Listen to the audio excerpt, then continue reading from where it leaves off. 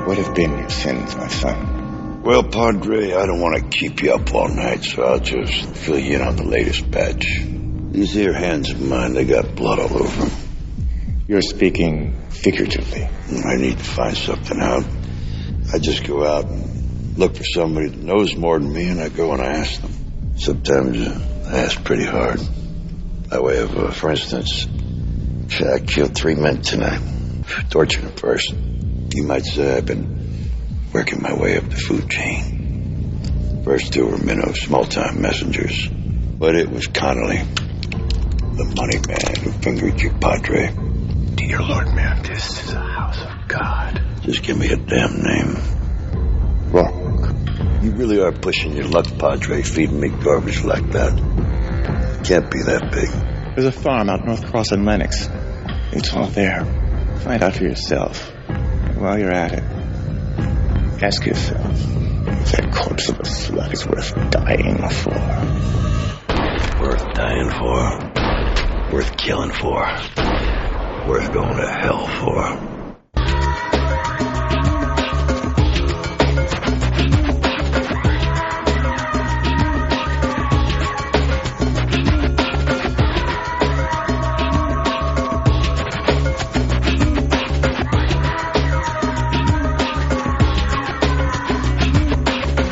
Myself in the foreign home.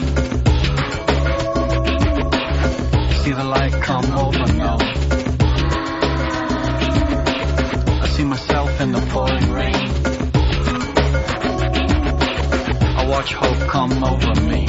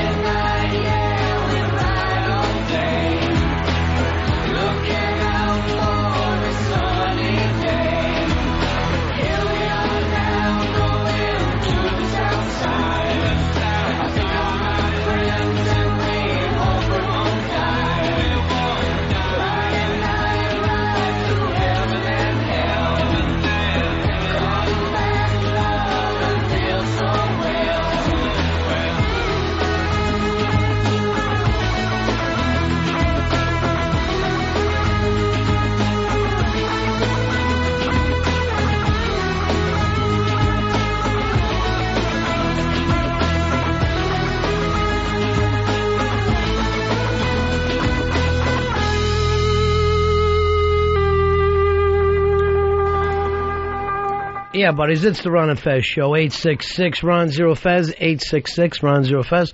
Ron Bennington, there's Fez Watley. Hiya, buddies. There's Earl in the independent music scene today. How you doing, Earl? I'm okay. How are you?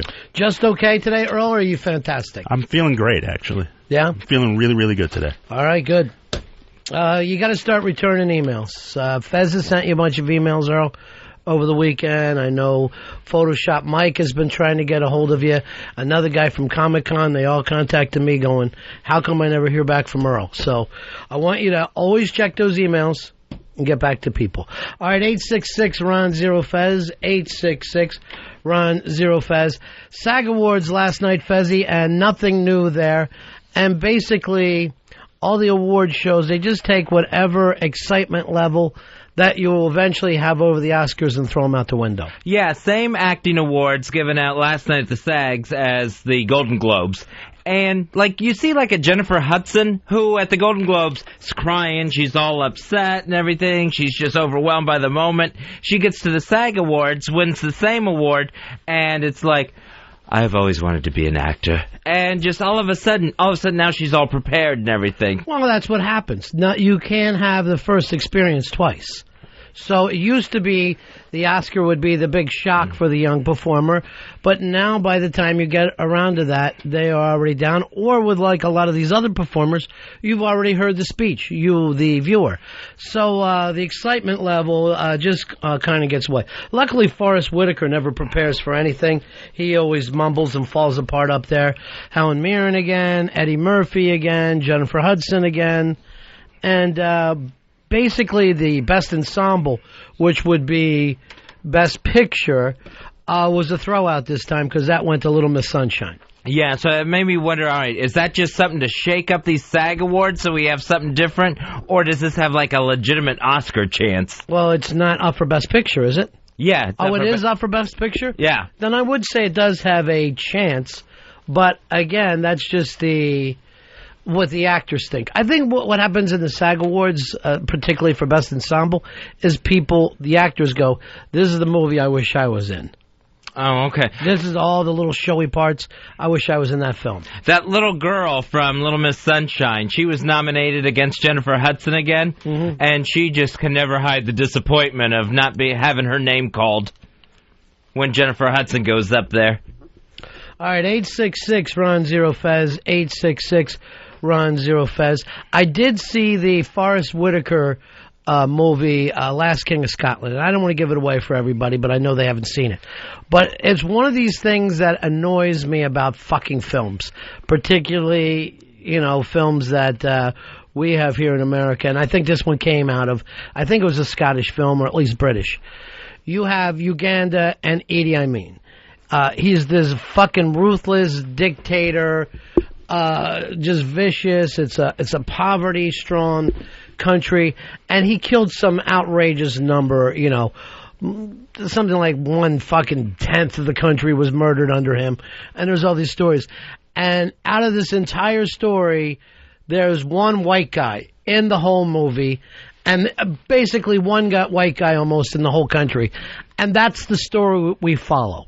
We follow the white guy and not the Idi Amin story, not the people who are fighting back against Idi Amin. They take it to the fact of we will not be able to follow along unless we have a white guy we can relate to. For some reason, the cannibal dictator isn't story enough. We have to follow this other line. Well, one of the things that came up is that he wasn't a cannibal at all. That was fucking, mythology thrown out by the newspapers.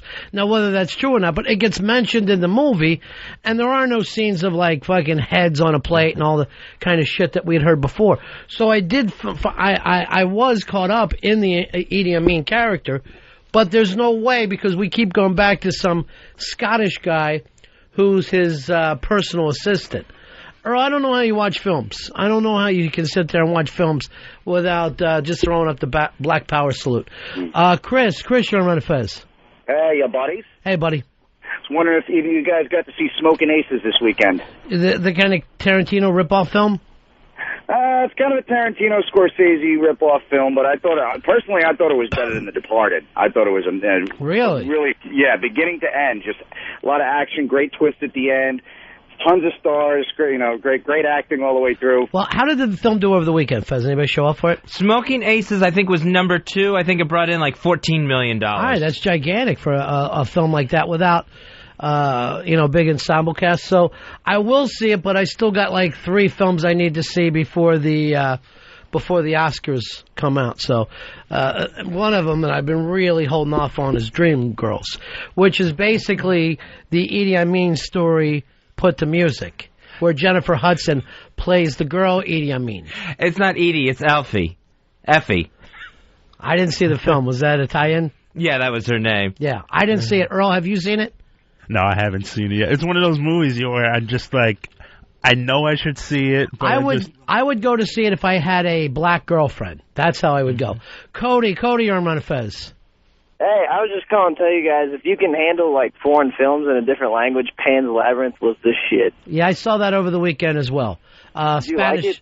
Spanish film. Yes, I did like it. I was with people who actually liked it even more than I did, but strong film, Spanish film, and a big out to Pepper Hicks. Pepper Hicks hooked that up for me.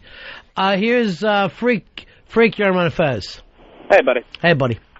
I think you need a white narrator in a movie like Last King of Scotland because it's so hard to put Africa in context, man. Like, you know, Amin just didn't come out of Amin being a fucking monster. Someone was a monster before him that bred that into him. Well, see, I don't think we can wrap our head around that. Well, you know? yeah, but you see, it's a really good point you came up with, Freak. But the narrator, the white narrator, was naive to all that. He showed up. He was a kid. He got caught up in the Amin thing. And, I mean, this is what was, like, interesting. In the early scenes with Idi Amin, he was, like, doing funny dances. He's telling jokes. And Forrest Whitaker, anyone who's fucking goes to movies knows this guy's a great actor. There's this story arc that takes place, and I think it would take place for any dictator.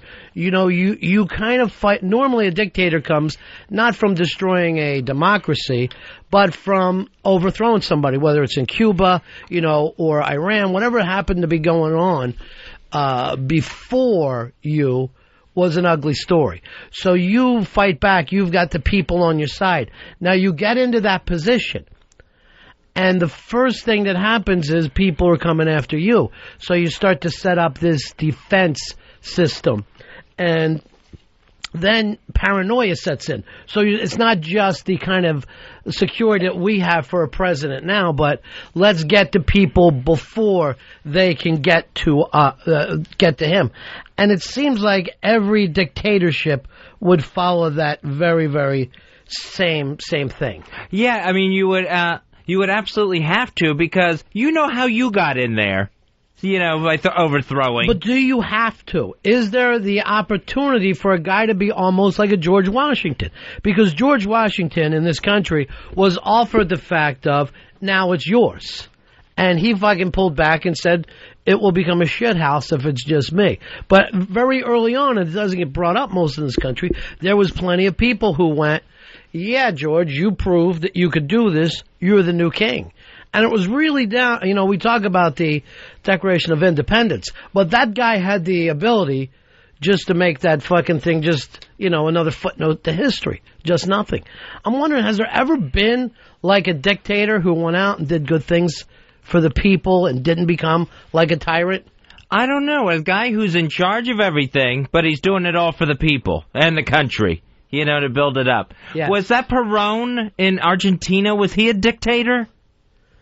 Because he seemed to be like a people person. Unless you happen to study the history of Argentina and seen how many people have disappeared in that fucking country over the years. I mean, Argentina's been through as many vicious periods where... wasn't that whole Sting song about They Dance Alone, wasn't that Argentina? That was Chile. Chile. I get all the South American things put together. I had a friend from Argentina, Grandmaster Barriga, and their history is just filled with violence. Matt, you're on Ron and Fez. Go ahead, Matt. Oh, hey, sorry about that. Yeah, I saw Smoking Aces as actually, you know, I wrote it off as, I thought it was a pretty good movie. I sort of thought it was just going to be a crappy movie, just another action movie, but, you know, Ryan Reynolds was pretty good. I wrote him off after Van Wilder, but he sort of surprised me with it. It wasn't that bad. All right, not that bad. Another rave review for Smoking Aces. We'll try to check this one out. Jack, you're on Ron and Fez. Hey, Ronnie, Fezzy. Yeah. I was going to offer up Napoleon. Napoleon is a dictator, but he did more to bring equality to the French people and to the places that he dominated, even though doing it through a dictatorial system. Well, Napoleon never really played out where he ever stopped conquering and just started ruling, though, right? See that he went through periods of conquest and then go back and rule for a while. But he instituted like Napoleon Law, which was based on the European, the English system. He put in place public schools. He put in place meritocracy, which said that government officials would be hired by merit, not by their name. He did a lot of things to bring more equality, not democracy, but certainly equality. What about Napoleon Dynamite? Any fucking strength there? Anything that he had to do with that? Thanks a lot, buddy. He just called everyone idiots. 866 Ron Zero Fez. 866 Ron Zero Fez. Hey, Sean, you're on Ron and Fez. Hey, how's it going, Ron? Hey, buddy. What about Chavez in Venezuela? Although we hate him, Americans, his people think he's a god. Yeah, he is. And now most of these guys, let's face it, wherever you go, people will be leaping up and down for him when you're a dictator. But that's also part of the way of staying safe. Yeah, I always wonder if that's, hired cheering on crowds. Well, it's not so much hired, but, if you're out cheering, it's a lot safer than being thought of as a dissident. So I don't think, they have to be bribed. I think it's just the opposite of if you don't show up, you might be seen as somebody who is dangerous. You really want your friends to see at the parades there. Randy, you're on Ron and Fez. Big Ass 307, buddies. Hey, buddy, what's happening? I think Anwar Sadat, the head of Egypt, when he did the Camp David Accords, he was a dictator by terms, but did a lot of good things towards the peace process. Yeah, and look what happened to him. Takes a bullet in the back of the head. Really should have worked a little harder on his security. Matthew, you're on Ron and Fez. Hey, I think Alexander the Great was a pretty good dictator. I mean, he, went through and took out quite a few people, but... I'm going to put him in the same place as Napoleon, though, that he never got done his constant marching and really fell back to just running the people. And that's where the paranoia sets in. Tiger Woods wins his 7th straight PGA tournament after winning the Buick International yesterday. Tiger Woods, y'all. I'll tell you the truth. And I know some people, act like... the hype and all is around Tiger Woods, but I'm not a golf on TV watcher, but I will watch the last holes of an event that Tiger Woods is there for. It would be like, if tuning in for the last few 2-minute warning of the Super Bowl or something. Well, I mean, the reality is the Super Bowl doesn't last 3 straight fucking days. I'm sorry, I don't have 72 holes every weekend for you, but normally I don't watch if it's any 2 other guys. But if Tiger and somebody else are going at it, I'll fucking stop and watch Tiger. So he is now, 4 off of Ty and Lord Byron Nelson's record of most majors won in a row. Yeah, you're not going to get that one. That's just too many. 7 is just fucking ridiculous. And what is his 50th something of all time? Yeah, I think so. Now, how many guys are in one of these tournaments? I would say, probably 50, 80 guys? It's got to be unfucking believable that, every time you go out there, because only 1 or 2 strokes separates, first from 6th. Everybody is in there pretty much 2-3 strokes back at most. So you got to figure a couple of bad holes. And the guy has as many bad shots as anybody else I see out there.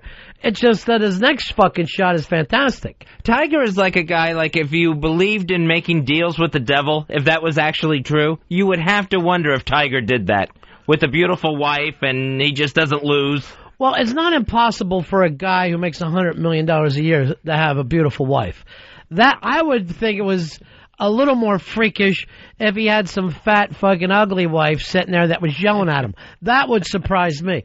I'm not shocked by the beautiful wife thing. But it's not like he looks like he's a party guy and then goes out and plays. You know what I'm saying? It looks like he is just a machine who practices all the time. The deal with the devil guy, that's the guy who looks like everything just comes naturally easy to. Matt, you're on Ron and Fez. Hey, Hey, guys. Hey, wanted to see your thoughts on the streak, because every year Tiger Woods dodges the Phoenix Open because he got beer thrown on him a couple of years back. Do you consider that a stop in the streak? He goes play some random tournament? No, I really don't. I feel like every time you show up, you win. That's a fucking streak. Just like in boxing. A lot of these guys are boxing fucking tomato cans. Yeah, I'm looking at you, Joe Louis, to put together a fucking streak. But it is what it is. You show up when you show up. And it's not like he misses the big four, right? He shows up for those all the time. Right, he absolutely does. He plays in enough tournaments, to be on the tour. And it's not like he's feared any other performer. It's not like there's some golfer that he dodges. I don't blame him for being at the point that he's at. I wouldn't fucking show up if I didn't like, the hotel they put me up at. I would want everything to be perfect because Tiger Woods is that guy right now. Brandon, you're on Ron and Fez. Hey, Ronnie Fezzy, great show. Listen, there's way more than 50 people in those tournaments. At one point, I remember him saying there was 90-some people tied for second or third. So... yeah, it's just fucking ridiculous how tight that is. And, it's like when Tiger wins these things, it's really rare that he wins by 5 or 6. Over, 72 holes, Fezzy. You're only beating guys by 1 or 2. So what is in those 1 or 2 strokes? What is it that he has that separates him from the pack? Must be some sort of grace under pressure that he's got. That, other golfers just haven't been in that many high-pressure situations, and he's just used to it. Bro, these guys, most of them have golfed into their 50s now. And I would think anytime you go out there for a tournament, somewhat fucking high pressure. Anytime the TV camera's on you, somewhat fucking high pressure, because you got everybody quiet to watch you do the one thing. Joe, you're on Ron and Fez. Yeah, I think Tiger just plays well enough to win. That's why he doesn't win by 5 or 6 strokes. But, for me, who I always thought made a deal with the devil, if there was such a thing, was Larry Bird. That guy would throw up prayers and they'd go in. Larry Bird also had that endless confidence in himself that Tiger Woods has. And that's what I'm talking about. Tiger will make the bad shots, but you don't see him fucking giving up. The next shot's a fucking circus shot to get back into it. And the same thing happens with Larry Bird. He would miss a lot of fucking shots, as many as anyone else. But the pressure fucking shot, the fucking time to shoot, you give the ball to Larry Bird. Earl, anyone else in the history of basketball that you'd want to have the last shot over Larry Bird? I would definitely say Michael Jordan.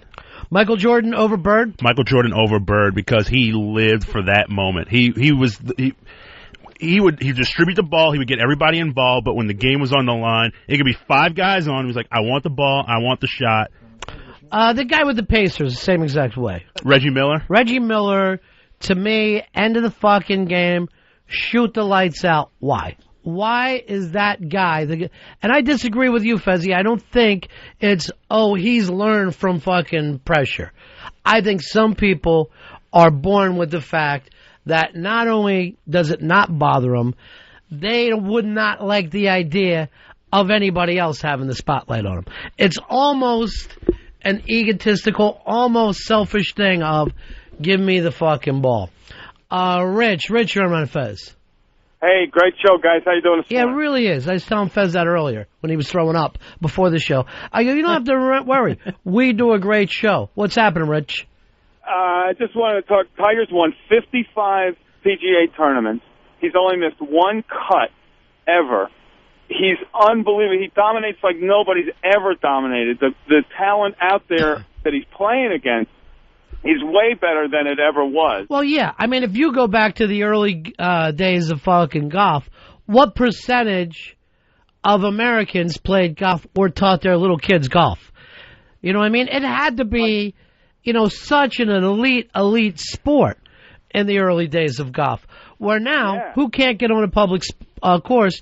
And, dads hand their little boys putters now like they used to hand them fucking baseball bats. Everybody plays some level now. And I think also at this point, after seeing Tiger Woods and his dad, I think a lot of fathers, put golf clubs in their kids' hands think, maybe I have another Tiger. Hey, Dave. Dave, you're on Ron and Fez. Hey, Ronnie, I'm just curious. You seem like it's a big deal about Tiger winning 7 straight. You know, even though it is over 2 seasons, but yet when Jimmy Rounds was going after that hit streak, you played it off like, oh, it's no big deal. It's over 2 seasons. No, absolutely no. We compared one streak to the other streak. That was the thing. Does it match up to Joe DiMaggio's streak? And I gave Rollins all the credit in the world. I'm a fucking gigantic fan of his. But it would not compare to doing it in the same season. The same way you take Tiger Woods, the 4 fucking, what are those things, the Grand whatever? The Grand Slam? Is that what that is? Yeah, the Grand Slam, yeah. Yeah, and the Tiger Slam, impressive, it's fucking great. Not the same as a Grand Slam, though. Oh, okay, understandable. All right, so now it's apology time, Dave. Yeah, I am very sorry. All right. Yeah, and also there's 122 people at the start of the tournament on the PGA event. All right, Dave. Peace. I only know one, and that's the black guy. All the rest of them, they look like the white herd of losers to me. Dave, you're on Ron and Fez. Yeah, I'd just like to hear Earl say for once that a white guy can make the shot instead of Michael Jordan this, Michael Jordan that. Well, you know, I mean, he's not saying any black guy is better than Bird. He just said that Michael Jordan was. I'd still fucking hand the ball to Bird at the end of the game. Even though I agree, Michael Jordan, better all-around player, the greatest fucking player. If it came down to it, I'd want fucking Bird to take that shot over Jordan. Unless it's a layup, then I'm giving the ball to Jordan. But I'm talking about the fucking circus shot, the three-pointer from the outside. I still want Bird to take the shot. Still would give it to number 23. I mean, you know why? You're Spike Lee. You're fucking Spike Lee, and you hate Larry Bird with a passion. I just never got Larry Bird. He was the slowest guy on the court, but he always ended the break. You couldn't put a quarter how high he could leap under his shoes. And yet he got the job done, Earl. Yes. And it's something you don't understand, and nobody understands who plays uptown. It's called heart.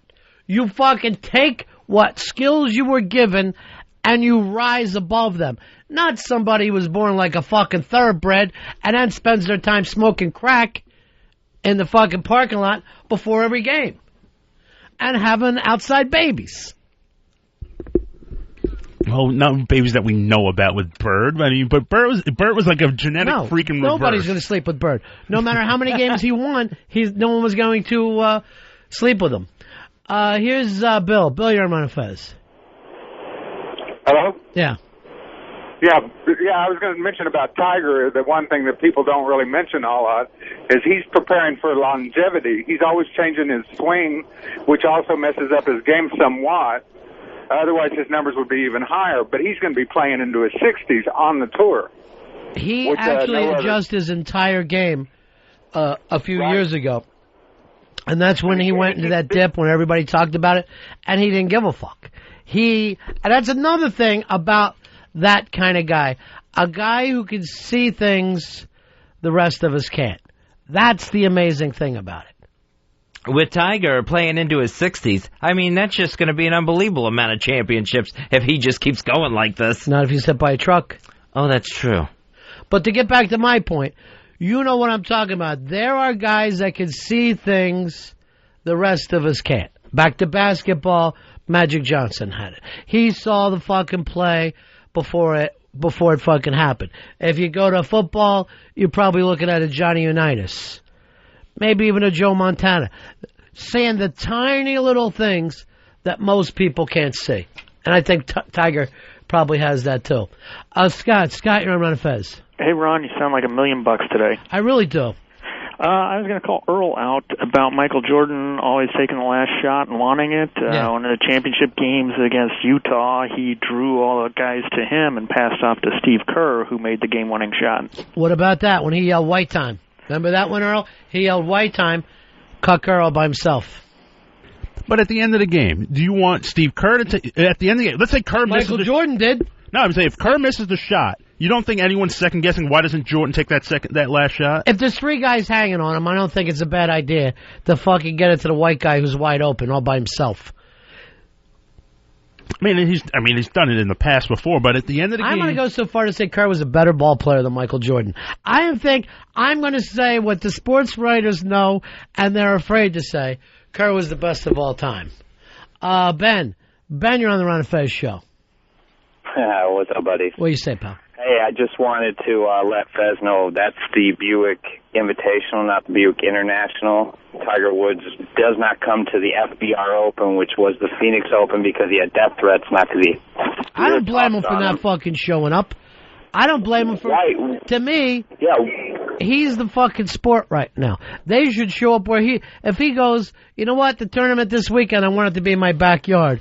Everybody should fucking pile into a bus and head on over to his house. And I'll tell you the main reason why, Fez. A guy like me who's not interested in golf will sit there and watch that guy at the end. Fine, Tiger. We'll all come to your house then. Just, yeah, it's, there's really no one else to watch. I mean, that Phil Mickelson, he was, you know, once he won his first one, it was like, is he going to start winning more? And I don't know if we've seen him again. Mike, you're on Ron and Fez. We lost you, buddy. Here's Jerry. Jerry, you're on Ron and Fez. Yeah, I think the difference between the pros and just the regular players is confidence. These guys know exactly how good they are. And, for instance, Larry Bird, when you threw him the ball, he wasn't trying to get closer to the rim. Hell, he was dribbling out past the three-point line for that three-point shot because he knew he could put it in. And you know what? Some of these guys, even when bad things happen to them, they're still fucking confident. Reggie Jackson, he could fucking strike out fucking 11 times in a row. But he would walk around like he was Reggie Jackson. You never saw him fucking hang his head. You never saw him think, I don't want to be there at the end of the game. Reggie fucking had it. In sports, it's a rare thing. Fez Whatley has it when it comes to radio. Fez Whatley is always the, give me the ball guy, I want everything. Let me do it. There you go. Here's Adam. Adam, you're on Ron and Fez. First of all, Jordan is the greatest ever. But if you're playing the Knicks, the greatest killer was Reggie Miller. He killed the Knicks every single time. And why? And I'm going to put it back on you, Earl. Spike fucking Lee. Not shutting his pie hole, trying to fucking make Reggie Miller play the best he ever could. That's the fucking reason right there. Yeah, Spike and Reggie would have this endless dialogue going on, and then of course that one game against the Knicks where he scored 5 points in like 2 seconds or something like that. Yeah, it was amazing. And he just gives them the big universal choke sign at the end. That was the end of the. All because of Spike. By the way, I rewatched Crooklyn over the weekend. That's going to be hard beat for my all-time favorite New York film. That fucking movie is so damn good and overlooked when looking at all the Spike Lee films. I guess because, you know, there's no guns in it. They need a fucking gun or a murder or something for people to feel like it's a good movie. It's got to be smoking aces before Earl will leave the house. Here's Steve. Steve, you're on Ron and Fez. Hey, Ron. Here's the thing about Tiger Woods is that if you look at the scores as the tournament's going on, a lot of times he's coming into the first round, he's in the middle of the pack. Second round, still middle of the pack. And everybody's like, and then all of a sudden Saturday, Sunday, bam, he's up to the front. Oh, by the way, and I mean that's how I don't know how it is, but he always ends up at the front. I'll tell you exactly how it is. What does every great runner have? A kick. Every great runner, all fucking time, knows how to kick it at the end of the fucking race. Tiger saves it for Saturday and Sunday when he knows most people will be watching.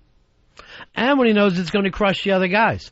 Crush their fucking spirits. I guess if you're playing against him and you're up ahead, you know, you got to feel like there are not enough strokes to be ahead of this guy. Dominic, you're on Ron and Fez. Hey, Ronnie.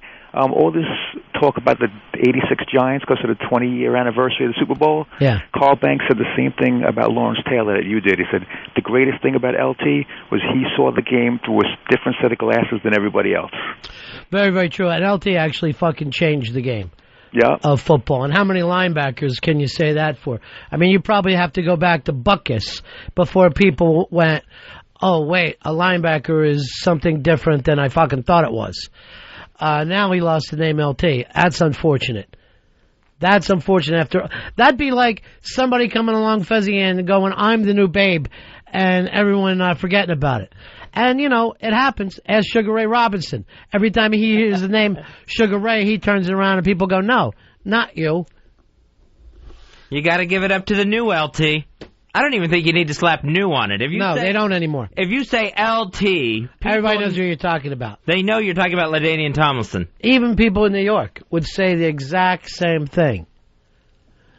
Here's Chad. Chad, you're on Ron and Fez. Hey, Ronnie. Hey, Fezzy. How's it going, buddy? Yeah.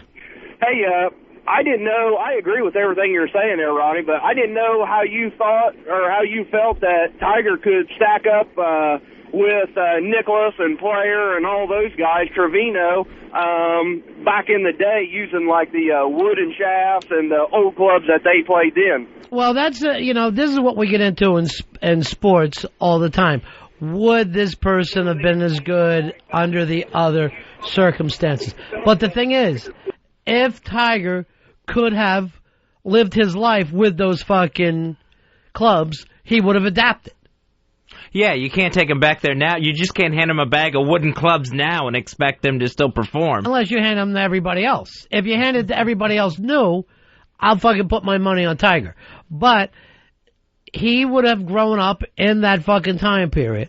To rip off 0-8 today. We're not going to put him in a fucking time machine and have him try to adapt to those clubs. I'm going to push him back fucking 10 years earlier and let him play with them for 10 years. Then bring those pricks on. Then bring every one of them on. Matt, you're on Ron and Fez. Hey, Ronnie, how's it going? Yeah. With Tiger, you were saying with the streak, with the 7 in a row, Byron Nelson's streak is actually 11 consecutive tournaments. In other words, 11 weeks in a row.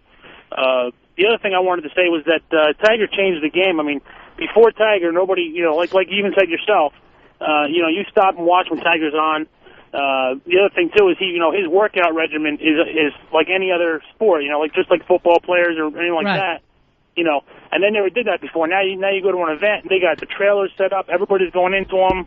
So he's changed everything about the game. I mean, the same thing has happened in NASCAR because those guys used to, just drive around, drink, have a great time, and then, at the end of the week they would all race each other.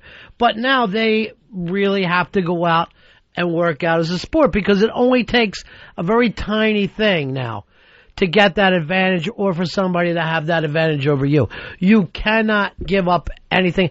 I'm now reading about poker players fucking training.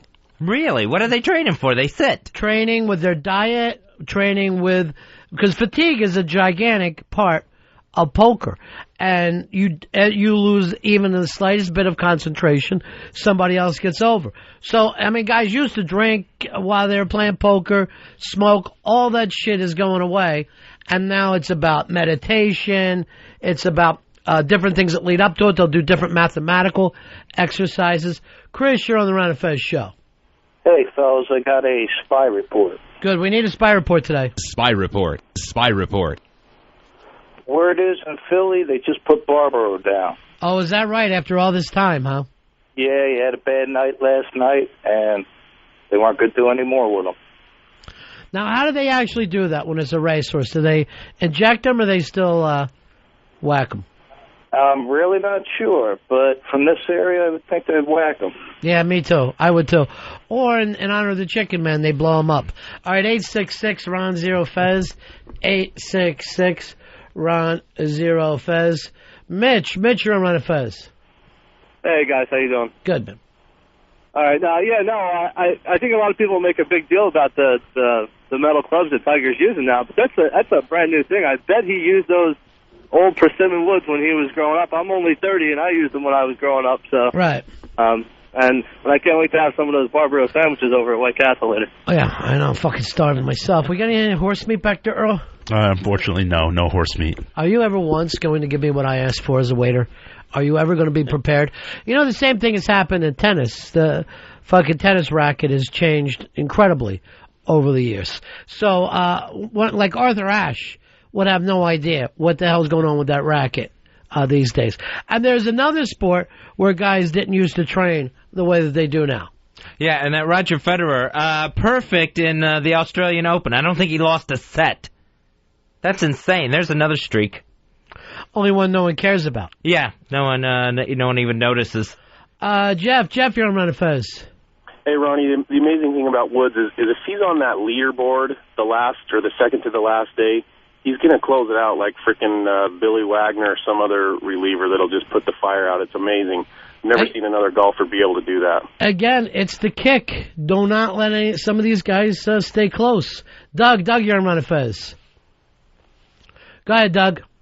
Hey, guys. Hey, do you remember when they built that big blue computer and took on the Russian chess champion? Do I? I think about it every day. That's what I thought. Hey, what do you think about this? They should get like a bunch of rocket scientists to work with Callaway and design some golf robot and put him out there against Tiger. I bet Tiger still whoops it. I like the idea, but what happens right after the 18th hole? This robot turns putts, beats Tiger, everybody's clapping. Then he turns around and starts shooting his laser eyes into the crowd, and the next thing we know, we got a super golf robot that we cannot control. I have read sci-fi in my life. I trust no robot. I don't know why they always have to put laser eyes in robots. Tom, you're on Ron and Fez. Hey, buddies. Yeah. You know, another person that's changed the game, even though she didn't win a lot, at least singles, Anna Kournikova. Man, I cannot pass by women's tennis event on TV. You know, Sharapova's hot, but Kournikova, when she was playing, holy shit. All right, let me tell you what I think, even more than tennis, Kournikova has changed for me. And that's Russian pussy. Because before her, and if you don't believe me, go back and watch old James Bond movies. Before her, every Russian woman was portrayed as a fucking big blockhead fucking dyke. Since she's opened the door, I'm going to put Russian pussy up there at the top of the fucking list.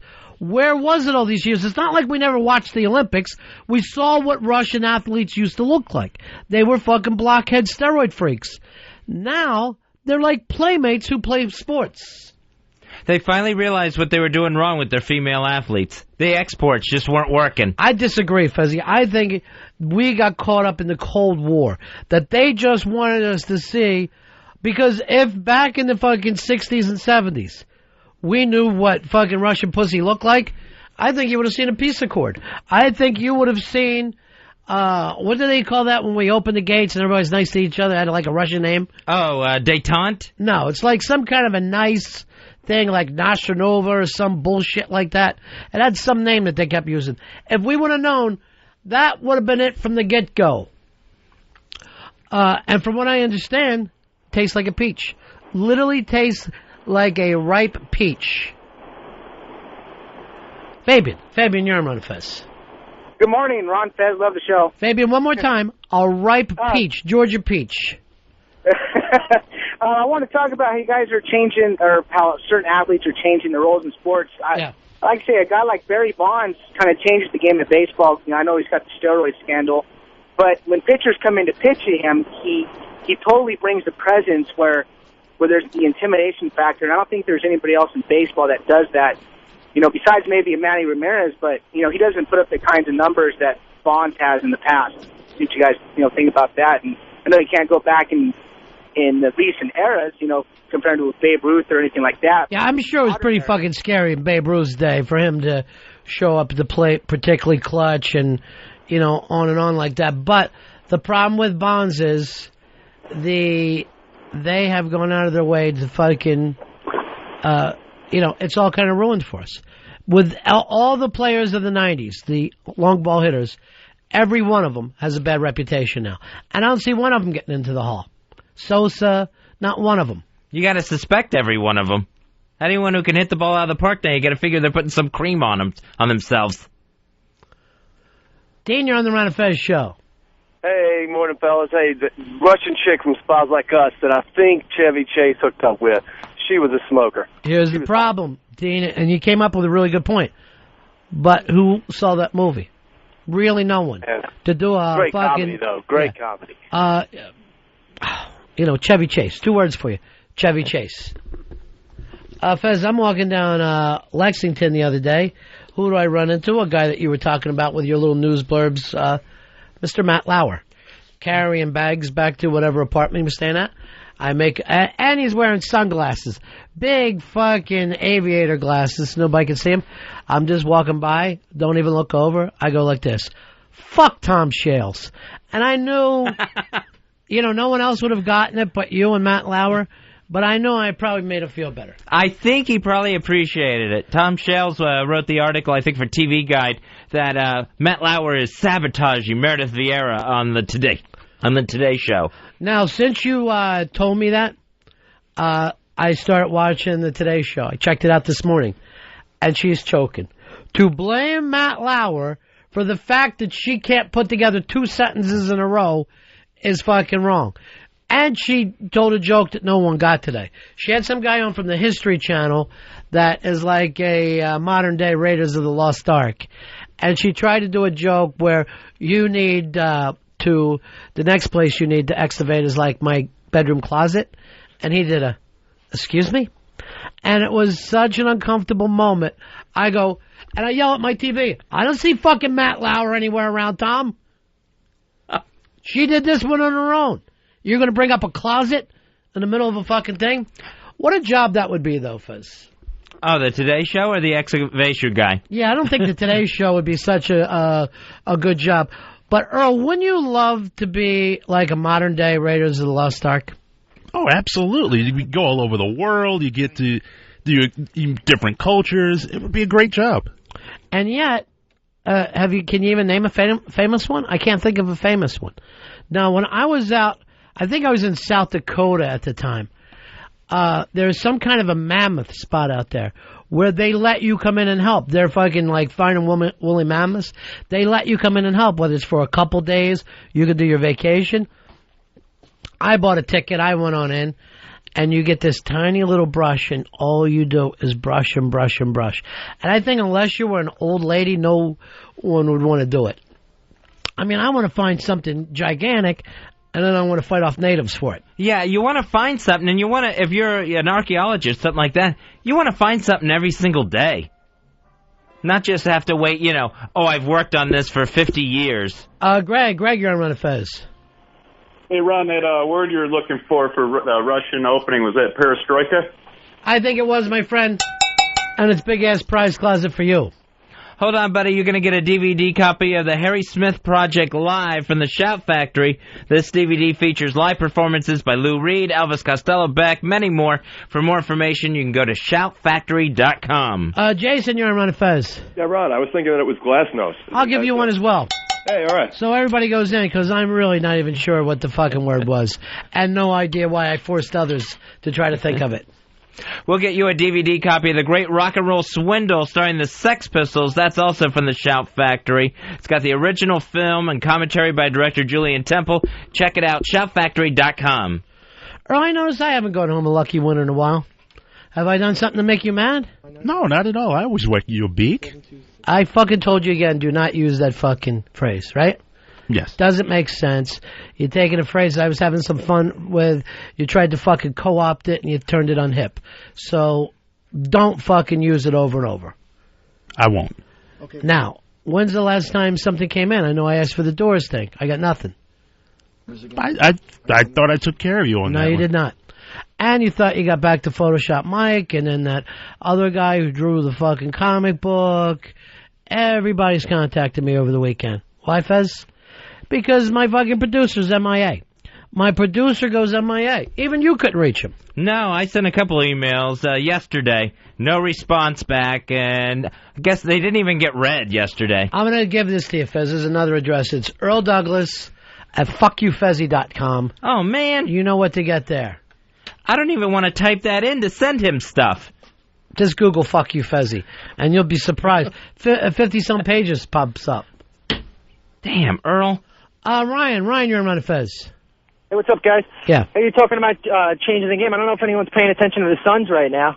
Unbelievable streak. There are 17 in a row, and they're just changing the way to play basketball, I think. They are a phenomenal team, and yet they need to win a championship to be remembered, my friend. And a white man at the helm, Earl. What do you think about that, buddy? A Canadian white guy, which even makes me sick, Earl. Yeah, but he's got a couple of brothers in the middle, so he's got the help. Did not make it all about that. You can't give him fucking credit. It's not like fucking Michael Jordan won all by himself, Earl. Why can't you give the guy the credit? He's the MVP. 2-time MVP. Yeah, right. Something Michael Jordan never won. He didn't? No. I just made that up just to try to bring you into it. Dear Earl Douglas at fuckyoufezzy.com. I hate that email address. It's my favorite. Here's Chris. Chris, you're on Ron and Fez. Hey, I got a well-known archaeologist that most people know as Louis Leakey. He discovered the world's oldest human remains, that Lucy chick. Yeah, and then that turned out to be nothing. They found out that Fezzy was not a woman at all. It was a fucking sparrow that died in the early 60s. So he's out of his mind. Damn, Leakey, get your shit together. Here is Steve. Steve, you're on Ron and Fez. Hey, you were talking about Earl being missing in action. It's because you need Dave back. Show's falling apart without him, man. We miss him. I noticed that the show is falling apart, that we're not getting anything out of the Midnight Rider but an occasional promo. You don't get the guy that can jump in here and be part of the show. And most people love Dave for Second Mike. I know right now that a lot of people over at Whackbag are missing Eastside Dave in a big, big way. Why can't you step up, Earl, now with no Dave? I'll step up. I'll step up now if you want me to. Yeah, step up now. Just bring Dave back. Yeah, that's how you can step up. You bring Dave back to the show where he belongs. Because he's killing on our night show. That Tony Reale thing was fucking hysterical. Yeah, I mean, the whole idea... Is this you stepping up, bro? The big gulp and then into just nothing? No, I was about to say with the whole Tony Reale deal, it's funny that he thinks that, you know, he's a bigger star than Tony Reale, who's doing very well on ESPN. And hold on, Earl. Let me hold my side.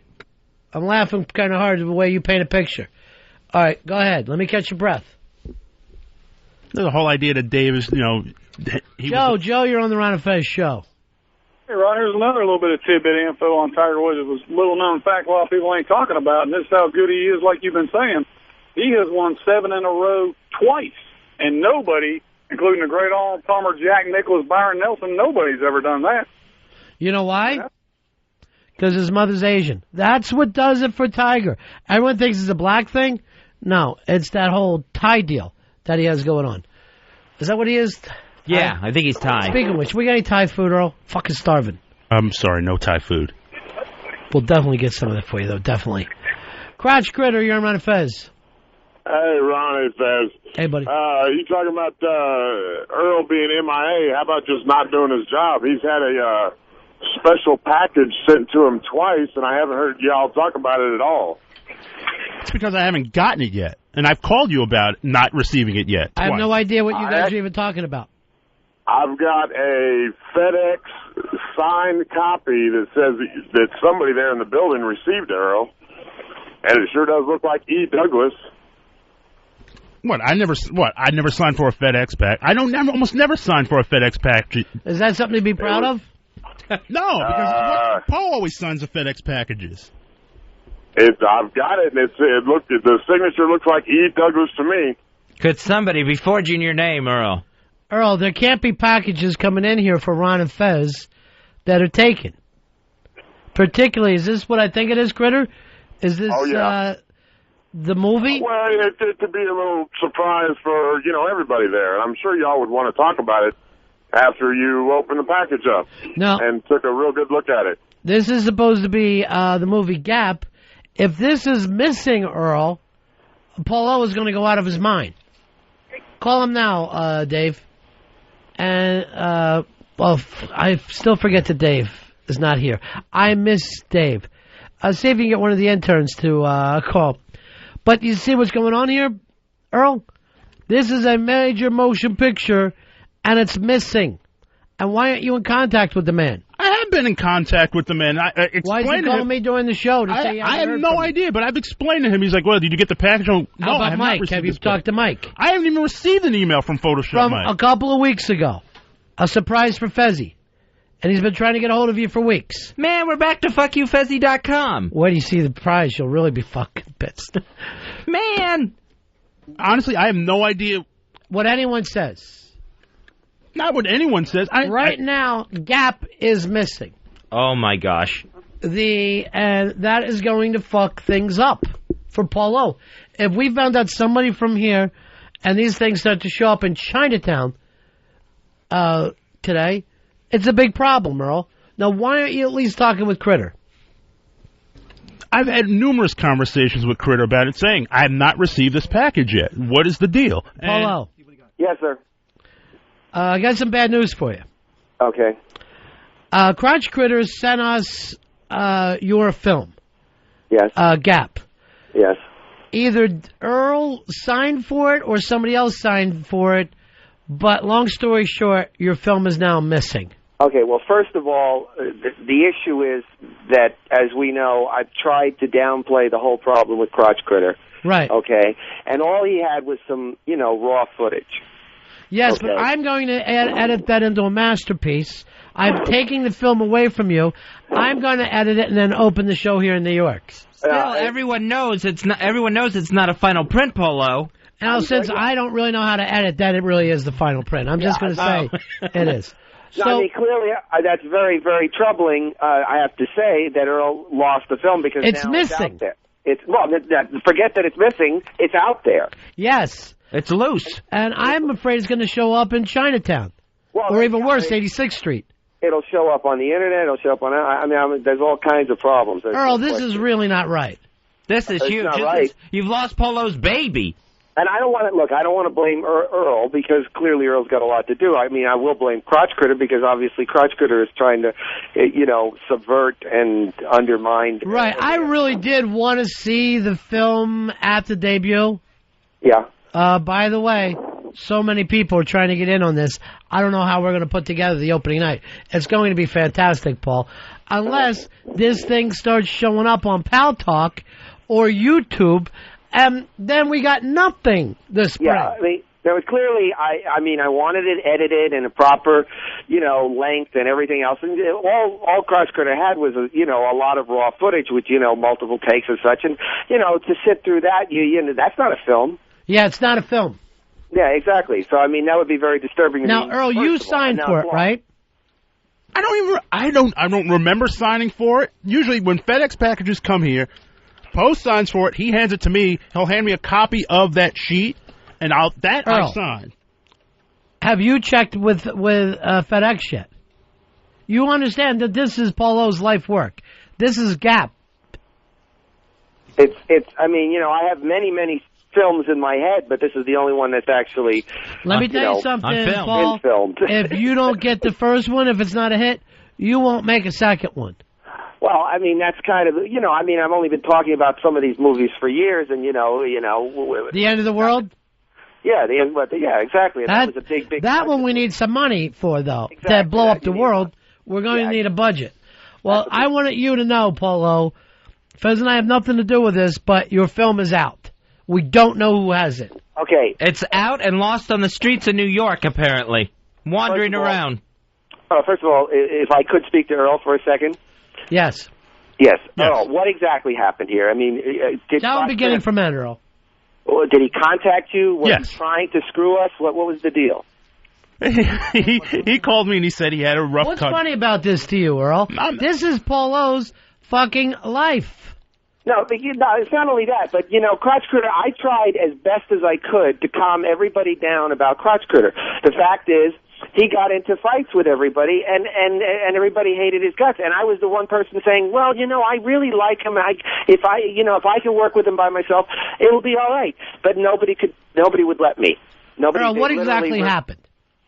Well, he gave me a call, and he said he had a rough cut of the film. And I said, fine. And he goes, you guys want to see it? I said, of course we want to see it. No. It's not a cut at all. There's no cut. That was just all the raw footage. It's just footage. Just jumbled together. There's no cut. But I want to see Paulo's cut. Yeah, I mean, the point is that, so did Crotch Critter basically say, I hate this son of a bitch, and I'm, here, put this on the internet, Earl, or what? What did he say?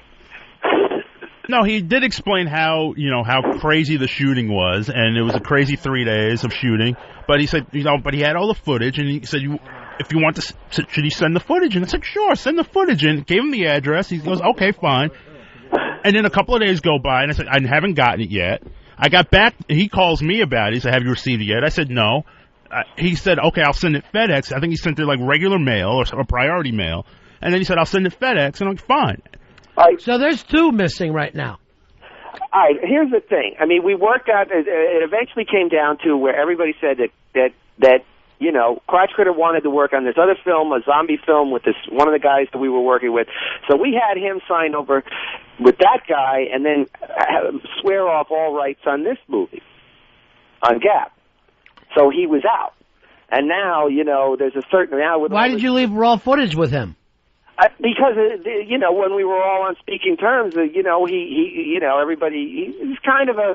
I mean, that's why I wanted to work with him. Let me ask you this. You think Marty Scorsese leaves raw footage of The fucking Departed all over town?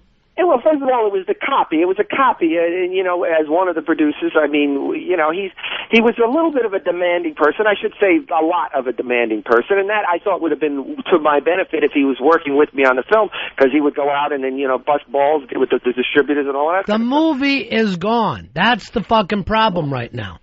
The movie. Let's not get into he said, she said. Earl signed for this fucking film. Crotch Critter has the E. Douglas, and then Earl opened up the fucking windows and filed it out on 57th Street, where any pirate can pick it up. Well, if that's true, Earl, you know, it's on your head. All right, hold on. I got Crotch Critter back. Critter. Yeah, I'm back. Everything... Let's clear up a few things there, Ron. First of all, the reason that everybody had a problem with me, number one, I came up there to make a movie.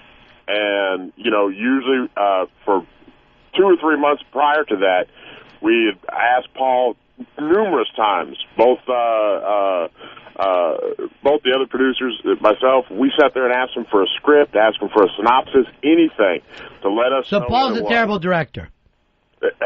Completely. Okay. He had no clue what was going on. Well, now I'm thinking about canceling. I got to cancel the... For a sound man, we had one of the other producers with a microphone from Radio Shack taped to a freaking stick. Well, first of all, you know, we're going to start right now that they're basically, me and Crotch Critter are going to fight now, because I've been trying to downplay it, and what he wants to do, since he's out, he wants to sabotage. So the idea is we can get all the people from the film in on it and see what they think of Crotch Critter, and they'll think he's a lunatic. All right, Paulo, you know Fez and I have booked a theater for you. Yeah, we're planning a big red carpet. Should we cancel right now? It sounds like a shitty shoot that's out there. Well, first of all, I have... it's not that I don't have the footage. I have the footage, though there's lots of drama still going on. That's not the issue. The issue is, I mean, I may drop dead any minute from all the stress that's going on, and then Crotch Critter comes in, and Earl comes in, and they're all trying to add to that level of stress that's already there. Right. So, I mean... And look, like, Crotch Critter is out, so now he wants to sabotage the film. Now, but here's the thing. Critter, you only showed this to Earl, and Earl has no idea where this stuff is at. Right, that was the only thing, and it was sent to Earl because I figured it'd be good fodder for the show. Now, I knew that, you know, you guys weren't going to go and put it on YouTube or hell no. Like that. We would protect Paul. And the project. So the thing is that, you know, Paul sits there and talks about downplaying it and everything else. What it is when I go up there, I mean, I traveled from Texas all the way up there on my honeymoon to shoot this film. And the entire time, everything that I was told that would be taken care of wasn't taken care of. We had special effects. I'm the one that got the special effects done. You have to remember, Paul was very busy cheating on his wife of 30 years. His very sick wife for 30 years. Yeah, marriage ended over this film. Everything went very well. That's the whole thing. I feel that this whole movie thing was, everything about the movie was just so Paul could get with this girl and everything else. Finally, so the truth. His wife. The fact of the matter is, very simply, that things went well, and Crotch Critter did make a big contribution with a couple of people, but everything went great with the filming. How about the special effects? Well, that's what I'm saying. The producer that's with the film right now, that you guys wouldn't have anything done. Admittedly, whatsoever. I'm the one that paid for the insurance for the film because the other guy dropped the ball. What'd that cost you, Crotch? The insurance was about $700. Jesus. Yeah, Then the budget's blown out of proportion. Well, especially with the stick mic. But I could never I'm the one that sat there. Yeah, really, with the stick mic. I'm the one that sat there and had to pay for the hotel rooms when it was agreed upon that it would be split between myself and the other producer. Well, what wound up happening is that when I got there, all of a sudden nobody knew what in the world was going on. Nobody was there. What wound up happening is you laid out about 2,000, and then Bruno Kirby laid out in excess of like 6,000 or 7,000. I wound up taking Paulo. All right, Paul. Another 4,000. Paul. The hotel was $1,500. All right, Paulo. The hotel itself was $1,500. You got to know that this has spiraled out of control. It's like Cotton Club, Rotten Club, if you will. You have got a nightmare on your hands. And now the film is fucking out there somewhere in the streets. Well, first of all that's out there is raw footage, which is very disturbing. All right, I got an email that says one of the clips is up on YouTube. He was not supposed to do that. And then second of all, I'm ready to finish up my edit this week for the final film. And then the point is that, it's going to be a mass confusion now. No, see, Paul, from the get-go, you talk about me being an asshole. I was an asshole for a reason. That's my personality. Anybody that knows me knows that I'm an asshole, and everybody that I know gets along with me because I'm an asshole. Huh? The reason I came up there and did things the way I did was because nobody was doing a damn thing. You had people sitting on the front porch talking about eating boogers and everything while you're filming 2 feet from them. Well, you were getting upset that, that people were eating it all. You're saying, what eating boogers? No, I'm just saying if we had to buy Need better catering. Exactly. Really. Paul, should I cancel this theater? This is all news to me. I do not want to get embarrassed. What's the name of the theater we've already lined up, Earl? The Anthology Film Archive. Are you sure we got them lined up? They're waiting for a date from us. They're waiting for a movie, quite honestly. But you signed for this thing from Crotch Critter, correct? Crotch Critter. Yes. Earl's name is on it? That's what I've got. I've got E. Douglas on I'm looking at it right now. Is there an Ernie Douglas here? That might have signed for it. Now, first of all, it's pretty clear that I wanted things to work out, but nobody could take, and look, I'm the first one to say that big producers are assholes, and they go around throwing their weight around and become... Throwing their weight? The guy put out $2,200 for this. How much altogether, Crotch? The fact is that I figure with plane fare, hotel for myself, not even including the expenses for my wife, well over closer to $5,000 altogether. That's the point. We spent months trying to pin down exactly what he spent, and it was just impossible. What was the actual budget of the whole film? The whole budget, what I was told, Ron, was $5,000. And what did it come to? What originally was probably $4,500 to $5,000. So you originally it was $10,000. Afterwards, I asked Paul to send me his expenses, what he had, because the expenses. See, he forked out no money. That was the agreement. He would fork out no money and would get a majority of any kind of residuals from the movie or anything. So we sit there and we forked out money, and I asked him for months, please send me a copy of the receipts. Please send them to me. It's not asking too much. He sends them to the other guy. Yeah, because everybody thought you were a complete lunatic. We could never get one solid answer from you. I'm starting to believe this film will never see the light of day, except for down in Chinatown, whatever knockoff pieces they do. And that's Earl's fault now. And it's not Earl's fault, because what Crotch Critter is doing is basically doing a little subterfuge and a little disinformation. So he's going to put it on the internet and then blame Earl. Disinformation, Paul? How is it disinformation when all I'm doing is telling the truth? This is what you did the whole time. You drove everybody nuts with all kinds of, crazy talk all the time. With what? With crazy talk? I mean, ask anybody on the phone. How is it crazy talk when I tell people to be quiet because a film's being shot? Yeah, and is that nuts? But how is it crazy talk when I'm the one on the phone getting the guy to come down, the guy that just got off a huge budget movie, to come down and basically do a crap film for little or nothing? But then how come nobody... producer come down who is on IMDb, have another producer come down to sit there and try and give us some guidance, a hell of a lot better than... Hold on, you guys. Now, let me just update people. Paulo came up to shoot a movie.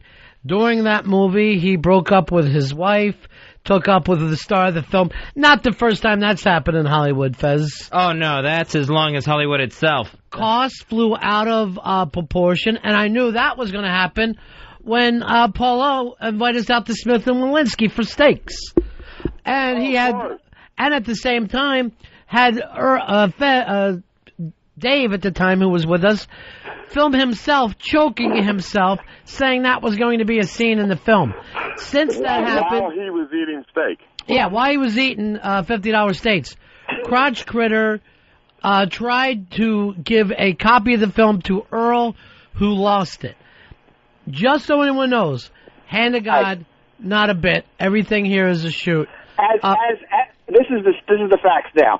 There's nothing I can do about this obvious sabotage that's going on between Don and Crotch Critter Earl, whoever. Where's the other fucking producer? Because he is zero help to you, Paul.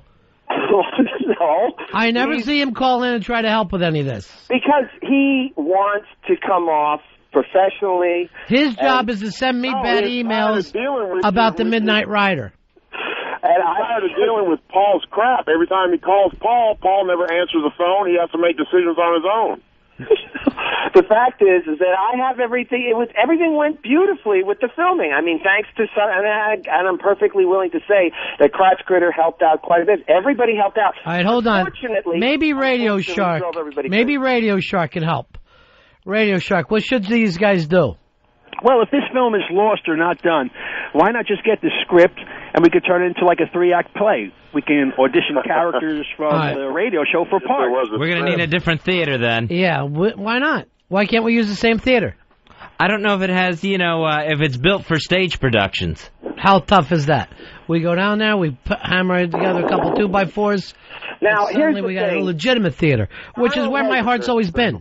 Now, here's the thing with Crotch Critter is he's always gave us crazy stories. So we eventually, the more we heard from him, the crazier it got. He has a zebra ranch. He has a bagel factory. He has all these... No. There was nothing. When I sat there and talked to Photoshop Mike, who is the source, according to the other person, of me saying I owned a bagel factory, he said he didn't know anything about it. He never said anything. And it's not a zebra ranch. I mean, a farm, as you keep calling it. You don't plant zebras. No, it's a ranch. It's a farm. I don't know what you do with it. Right. Well, you have to. You said you had a lot of zebras. I mean, I don't know what it is, but it's not a problem. I didn't want to fight. Now, I never wanted to fight. Crotch Critter, did you put up some clips of Gap on your MySpace? Oh yeah, there's all you got to do is click on the link. Now, Paul, why would you want people to see that? I didn't. That's the point. He's not supposed to. Contractually, he's not supposed to. But he's already broken the contract. See, he's already signed off. Oh, you broke the contract initially. There's so many times. Number one, the contract states that everybody is supposed to be in agreement. I got to call the theater. I got to cancel opening night. Going to cancel a red carpet. You know why, Fuzzy? I don't want our reputation destroyed in this as film presenters. That was the only reason why I contacted you, Ron, because you guys, you've been beefing this thing up and everything else, and the entire time, my wife and I, and several other people included, all it was for Paul to come up there and legitimately have a reason to meet with this girl and everything else. Not my movie. I feel used. It was not. It was not. Now we're finding out the truth. So that he could sit there and put his wife in another hotel somewhere else, about 5-10 miles away. Yeah, and he did. And the Nuthead Inn. Unfortunately, he was in the pool with the other girls. So she wouldn't. I wouldn't subject anybody to total craziness. I had to go in basically on my hands and knees for like a whole day, just clean up the room so they would not, What'd you do? Shit on the floor? I don't even know at this point. I can't remember. All right, hold on. We're going to take one more call here. Here's Photoshop Mike. Mike, go ahead, buddy. Hey, fellas, yeah, I got to say, I got no problems with Crotch Critter also. As far as that whole thing with the bagel thing, I was inside with Paulo filming the behind the scenes of the whole thing the entire time when I wasn't on film myself. So the only time I heard any rumors at all was when I was outside. But I didn't know who said what. It was a whole big thing. Mike, I don't know who told me that. Yeah. How many times have you recently tried to get a hold of Earl and he won't get back to you about the guest you wanted to bring in? Well, I mentioned it to him once, and then Pawn actually met him at a meeting at one of the. He just won't get back to you guys. Not yet, but I'll. All right, thank you very much, Mike. One thing. I got to give Paul as much credit as possible here because he really did do a lot for it. So when it comes out, you guys can be judge yourself. So no, it's not coming out now. We are going to as we hang up with you guys, we've got to cancel opening night. We can't. I can't show up with a film that's already out there. It's on the internet already. It's already Earl's thing is making the rounds around. Everybody will have seen it first. And Fez and I are going to be with an empty house. It makes no sense to have a premiere now. That's all I wanted was a New York City premiere. And it's going to be like doing a premiere for the TV show Friends that everybody's already saw. No one's going to show up for that. First of all this, I don't even know what's happening. All this is raw footage. Oh, Paul. Raw footage. You know what? I really want it. That's because he was contractually obligated not to do any of this stuff, and there you go.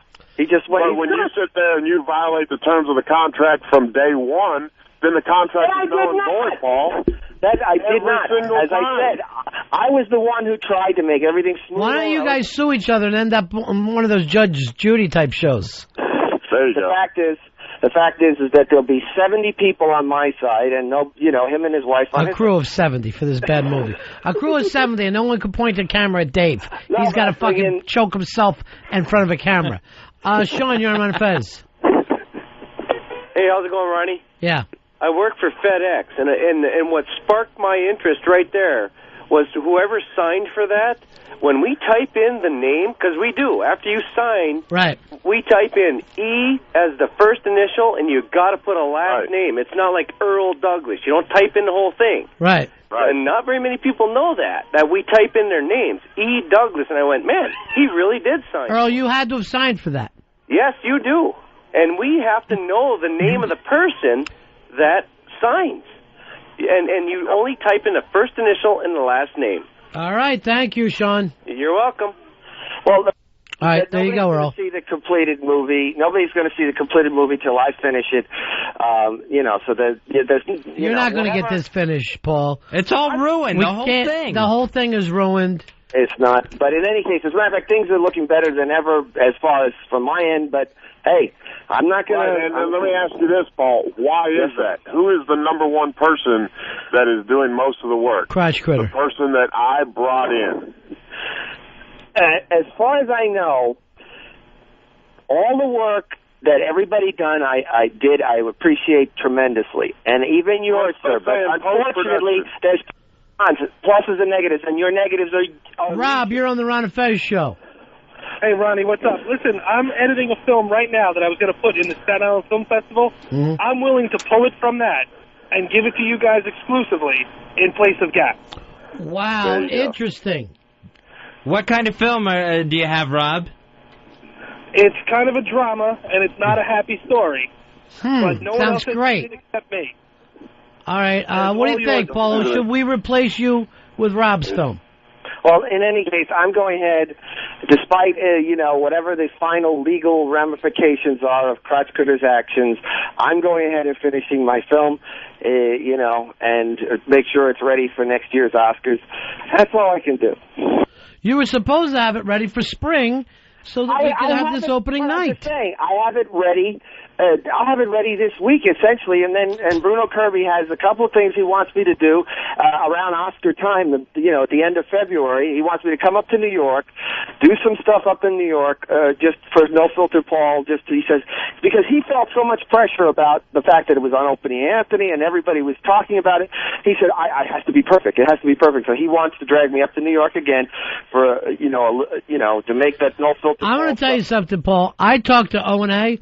They're fucking stoked about this film.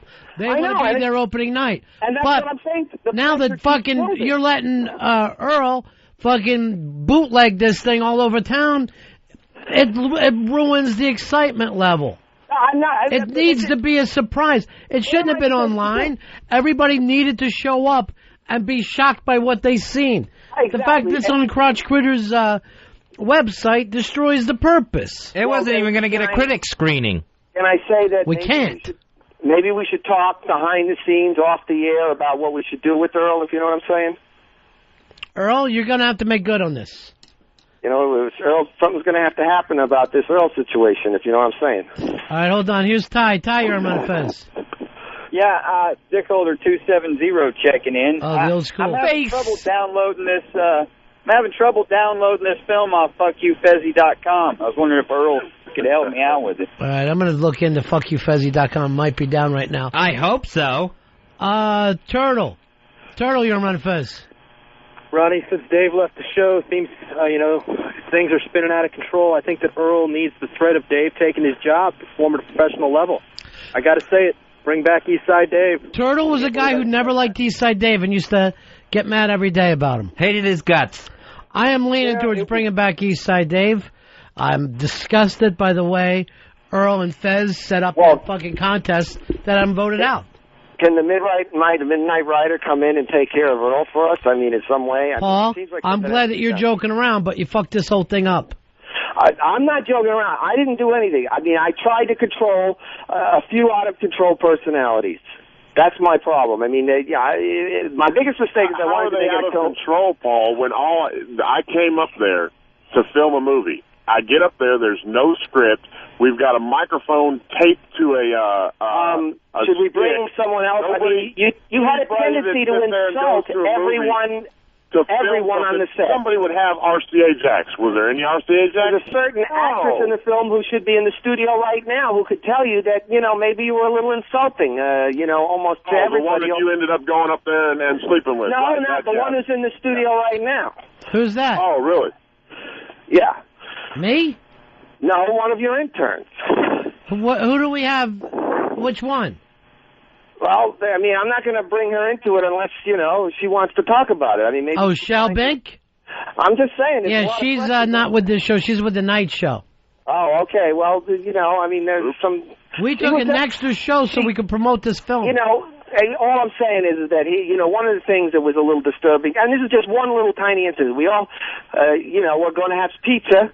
And we all sat down, and he was, kind of bitching about the pizza. And then he started talking about his MySpace, and he goes... What was the problem with the pizza, Critter? I'm glad you asked, Ron. First of all, the deal is that we would provide breakfast and lunch. They would be responsible for dinner.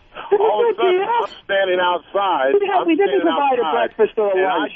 That was the lunch. Susan walks up to me and says, "Hey, can you cover this bill?"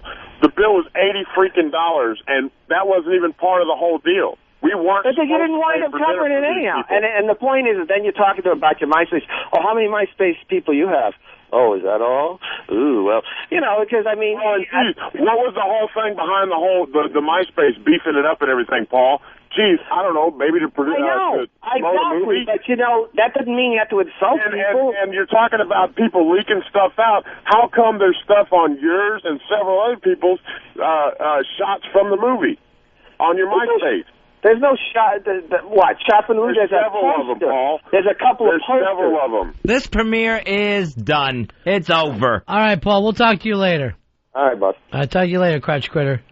All right, and Earl, you better get to the bottom of who signed for this. Yeah, you notice that Crotch Critter never gave me any type of info on how to track the package down, like a tracking number or anything. You would have had to ask him for that. You never said a fucking word since you denied that you signed for it. No, but he's saying I signed for it. I can't believe you got a review coming up when? February 7th. It's a week from this Wednesday. You are not ready for this review, Earl. I am totally ready for this review. You'll be lucky to forget getting a raise. You'll be lucky to walk out of there with a job. I fully expect to keep this job. Fully expect it. But, I mean, I don't... Work in the black angle? No, I'm not going to work the blank angle. If you've got fucking that thing out on the street, that you signed for a package, Apollo's life work, and lost it, and don't make me bring up what you lost to Fez and Eyes. No, I understand that. A computer disk that I fucking know. That's why I cannot sit here and go, hey, I know Earl, he doesn't lose things. Because you lost something of ours that was very valuable. You haven't replaced it, nor does it even seem like it bothers you. It totally bothers me. I made calls all weekend about it. I made a call this morning about it. And yet, it's not here. I understand. You act like somebody else should take care of it for you. You fucking lost it. It's your responsibility. And I'm trying to make the problem better. I'm trying to fix the problem. Because he signed for this fucking thing and lost it. Yeah, it's saying things like I'm gonna try to fix the problem. That's not what you want to bring up in an employee review. Sentences like that. Kevin, you're on Ron and Fez. Hey, boys. Yeah. I just wanted to say that Earl just keeps fucking up. This guy's got to resign. He's making the show worse and worse every day. All right, Earl will give you the opportunity right now. No, I'm not resigning. Not at all. How much worse can you make the show? Can you try to get Dave back? Yeah, I can get Dave back. All right. When we get back, Earl will give him a call. Yeah, we'll give him a call. Ron and Fez Show. Ronnie. Fezzy. The Ron and Fez Show. XM 202. Back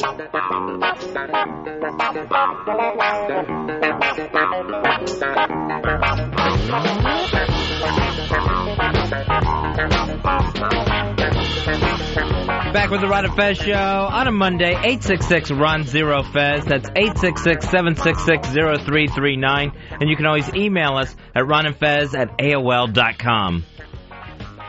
All right, Earl, once again, this whole thing runs into a little soap opera on a daily basis with you. I don't know what to do, buddy. You came in here saying you were going to have a great show today, right? Yeah, I felt really good going into today, and then I get... Your past? Not so much my past. I'm getting accused of things that I have absolutely zero control over and know nothing about. Steve, you're on Ron and Fez.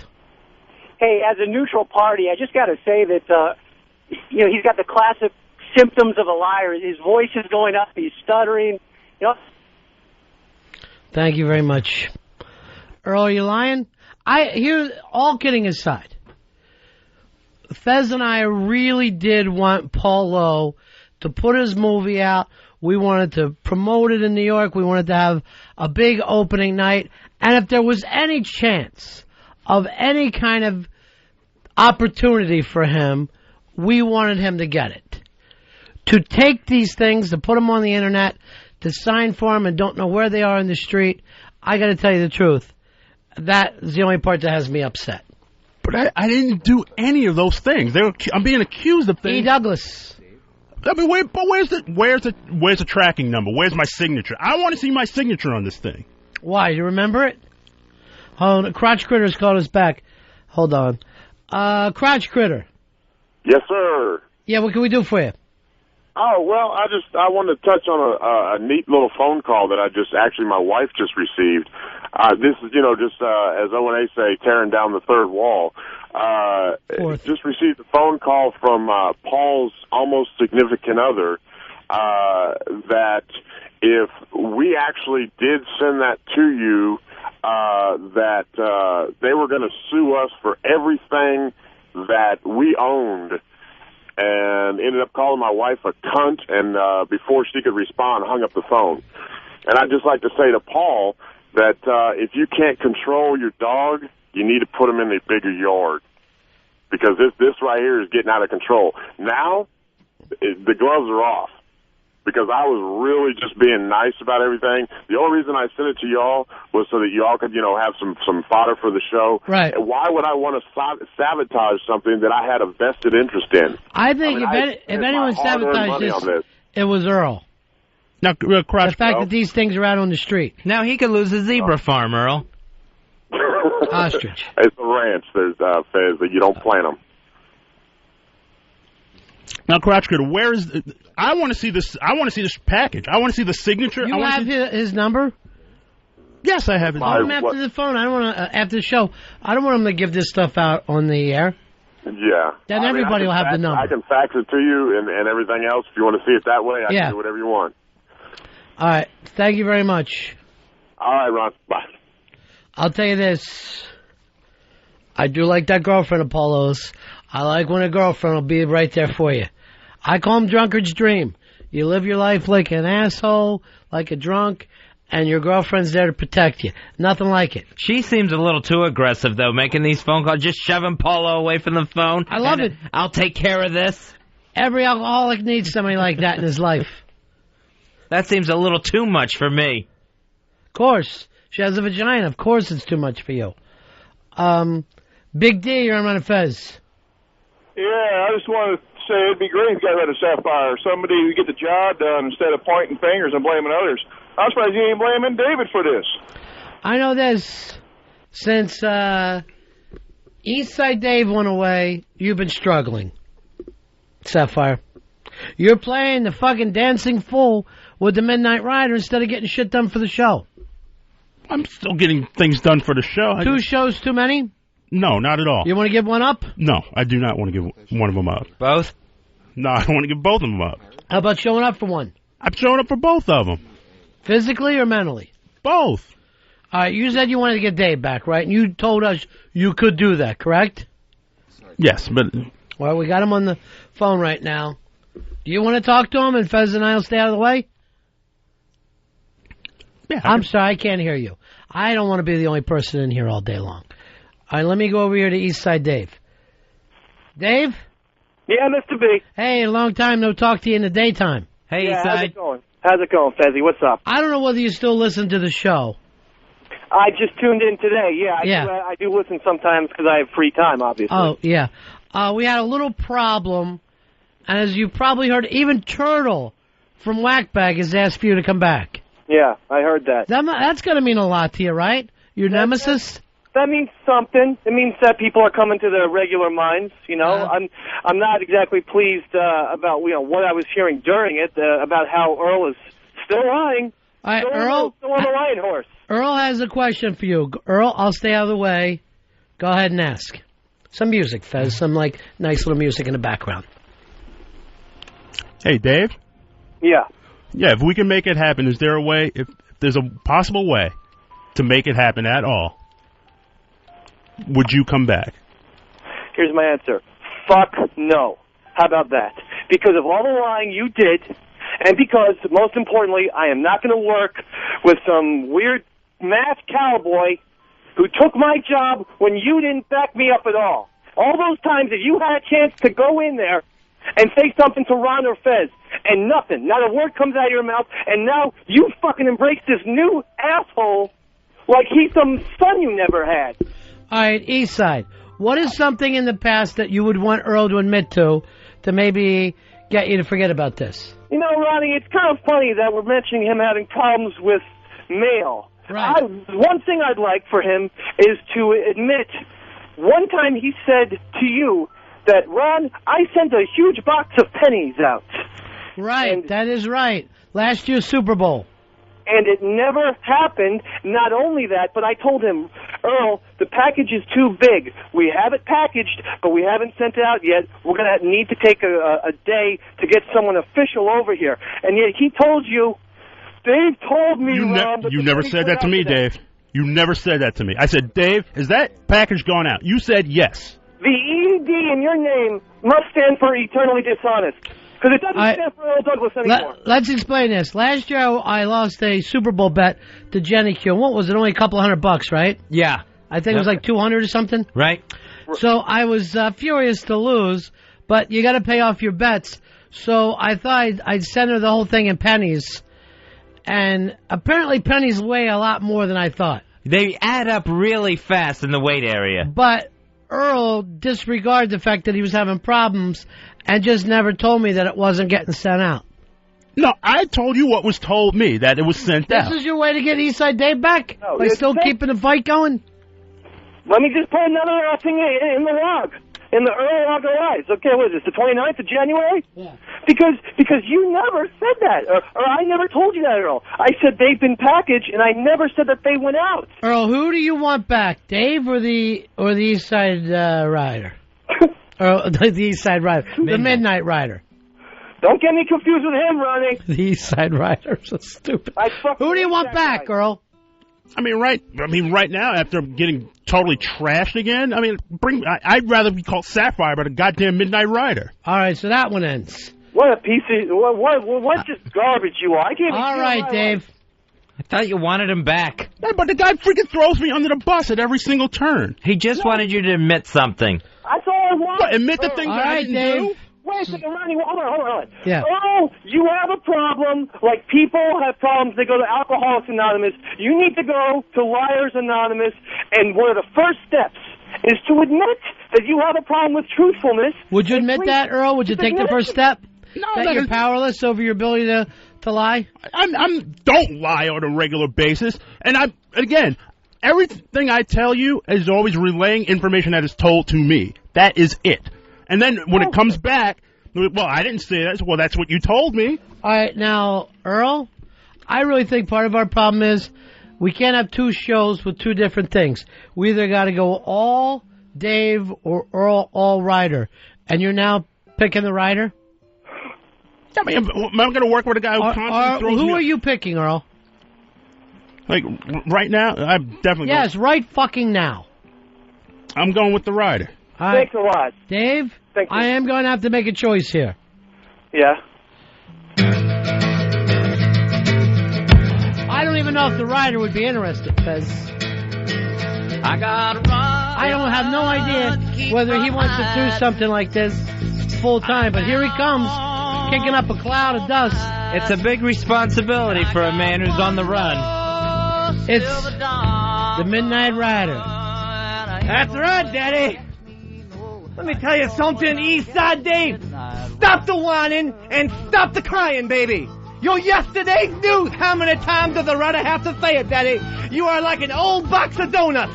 Only you don't come with the delicious crumbs. I thank you, Ronnie B. I thank you, Feather W, for choosing the writer and seeing who is the producer with clarity. Now, I haven't made my choice. I don't think it's fair to Dave, but Earl has made his. And Fuzzy, I need something in my life that's consistent. I either need all Ryder or I need all Dave, one or the other. Half and half just isn't working out. Let's face some facts. Thank you, Fez. Looks like it's all Dave like whole milk, Ronnie. No one likes half and half. Right. In their coffee, people like 1, 2, 3 whole milk, Daddy. Dave is like a stale piece of bread with molded jam on it, Ronnie. It's over. It's 2007. He's here from heaven. His name is the Midnight Rider. Get used to it, whack bag. I hear you crying, Turtle. Eastside Dave is not coming back. And I thank you, my sweet, sweet Sapphire, for looking into the arms and the heart of your rider and saying it's here to stay. All right, Sapphire, you made your choice. Dave, we still got Dave on the line? Get him back on for me, would you please? Get me Dave back on. I am going to have to make a choice, Fezzy. Now, last time you made a crooked choice, Earl, you made a crooked choice. I've got to come up with something that's a little more fair, a little better for everybody. But first, there's somebody we need to talk to. Did she call us? Yeah, she called us. Hi, Galo. Hi. Hi, how's everything? How did you know things really were bad today, or that? I mean, I'm so close to going back into the psychiatric ward. He hasn't shown up for 2 days. He's supposed to take me for doctor appointments and help take care of the dogs and everything, but he hasn't done anything. Who, I don't know what to do. Yes. You don't know how cruel he is. You don't know him like I do. Well, I had no idea this. It's so horrible. You have no idea. I'm in absolute hell because I still love him, and I'm just this pathetic woman. He doesn't understand why he's doing this. I mean, I understand about other women and everything, but not after 31 years. I would have hoped there would have been some sanity to it, you know? Well, I know he's been working on his movie pretty hard. I know that, but that's not what this is about. What is it about? He's deliberately staying away from the house because he wants to, because he's enamored with this woman or whatever, and she's putting him under a lot of pressure, I guess, to make a decision, so he doesn't even want to call me anymore. You think she's calling the shots? What'd you say, honey? You think she's calling the shots in Polo's life now? I think so. I think that he's that kind of person, you know, that if somebody else leads him by the nose, and since he's not a grown-up and never has been, That's all he needs is somebody to do that. So for the last couple of days, you had appointments and all. He just won't help you with them. He won't help me. He won't take me anywhere, and I'm scared of driving because I'm not well. It's dangerous for you to drive.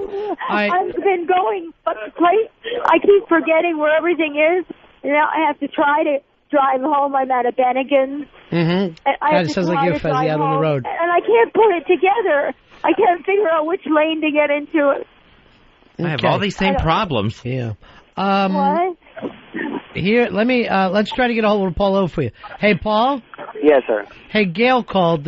She's got some problems. Yes, I heard. Where have you been for the last 48 hours? Well, first of all, it's Sunday and Saturday, so there's no appointments that take place on Saturday and Sunday. But you the fact is, have to let people know where you are. Things are broken. The TV's broken. The oven is broken. The stove is broken, and you are nowhere to be found. Well, unfortunately, the stove was something you broke just in before you went on your vacations. The second thing is... Well, I didn't break it on purpose, and I didn't break the oven.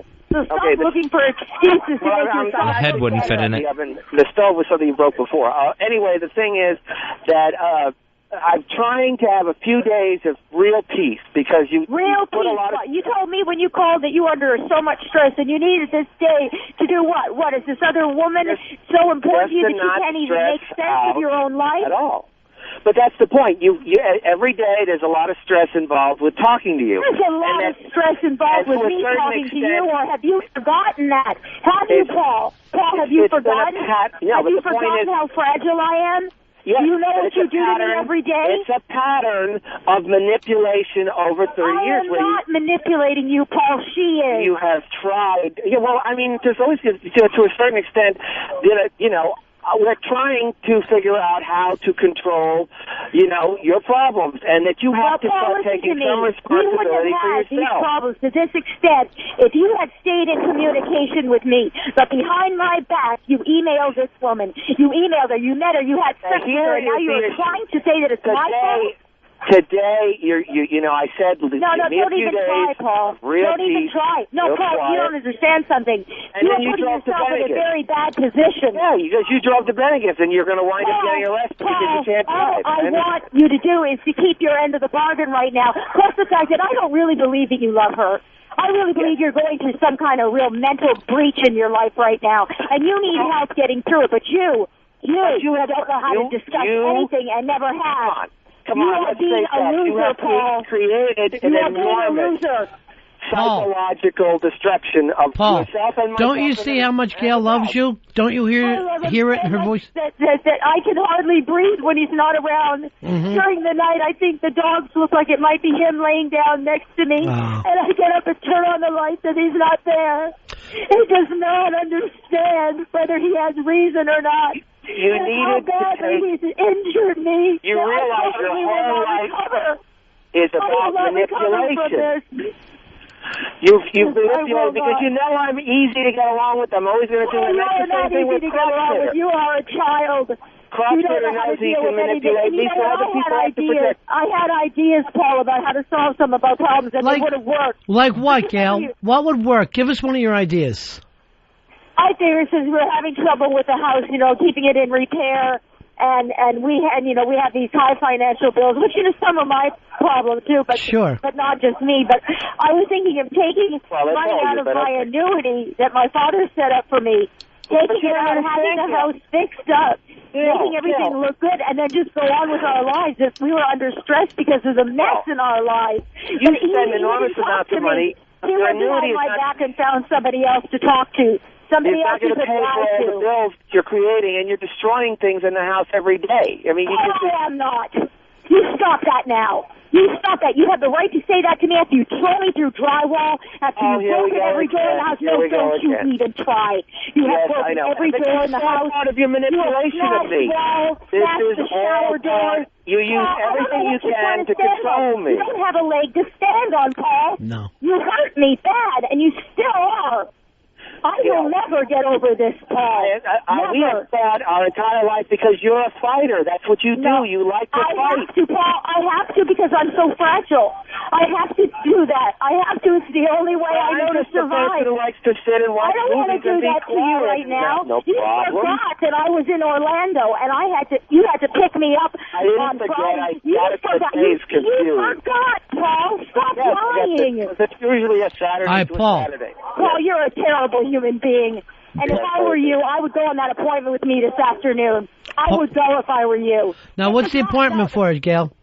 This is, yes, it will. And he doesn't realize where he is in his life. He's complaining to me this morning about how much stress he's on and just needs more time to work this out, work that out. You know what? I do give a damn. I'll be there for him. I'll stay there with him. That's and love. If it has to be one way, I will. No, it's not. No. I will be there for you. I don't hate you. I don't. I love you. And I sound like the most pathetic woman in the entire world, but I do. No, it's just that, look, everybody has problems, and you have the personality, borderline personality disorder and bipolar. And we've lived with it for 30 years, and I'm burnt out. Find another man. I did not go and find another man and decide that my problems were so great that I had to involve another person in the anxiety that was already going on in my life. It should have been marriage counseling. It should have been anything else. Do you understand that you basically destroyed my mind and everything? I mean, that woman is the reason why this is happening, and she is not appropriate in this situation. You are putting yourself in a lot of danger. She's got a 16-year-old daughter, and she's forcing you. Now listen to me, Gail. Paul, there's nothing that you can say in defense of yourself. I have to take care of the house. You have let the house go to ruin. You have been doing nothing except working on this film. I don't think you have any idea what you're doing. You're hurting me beyond the point where if anybody about this story, they are horrified. All right, Paul? Yes. Will you come back to her? No. Yes. Yes. Why not? Because, you will.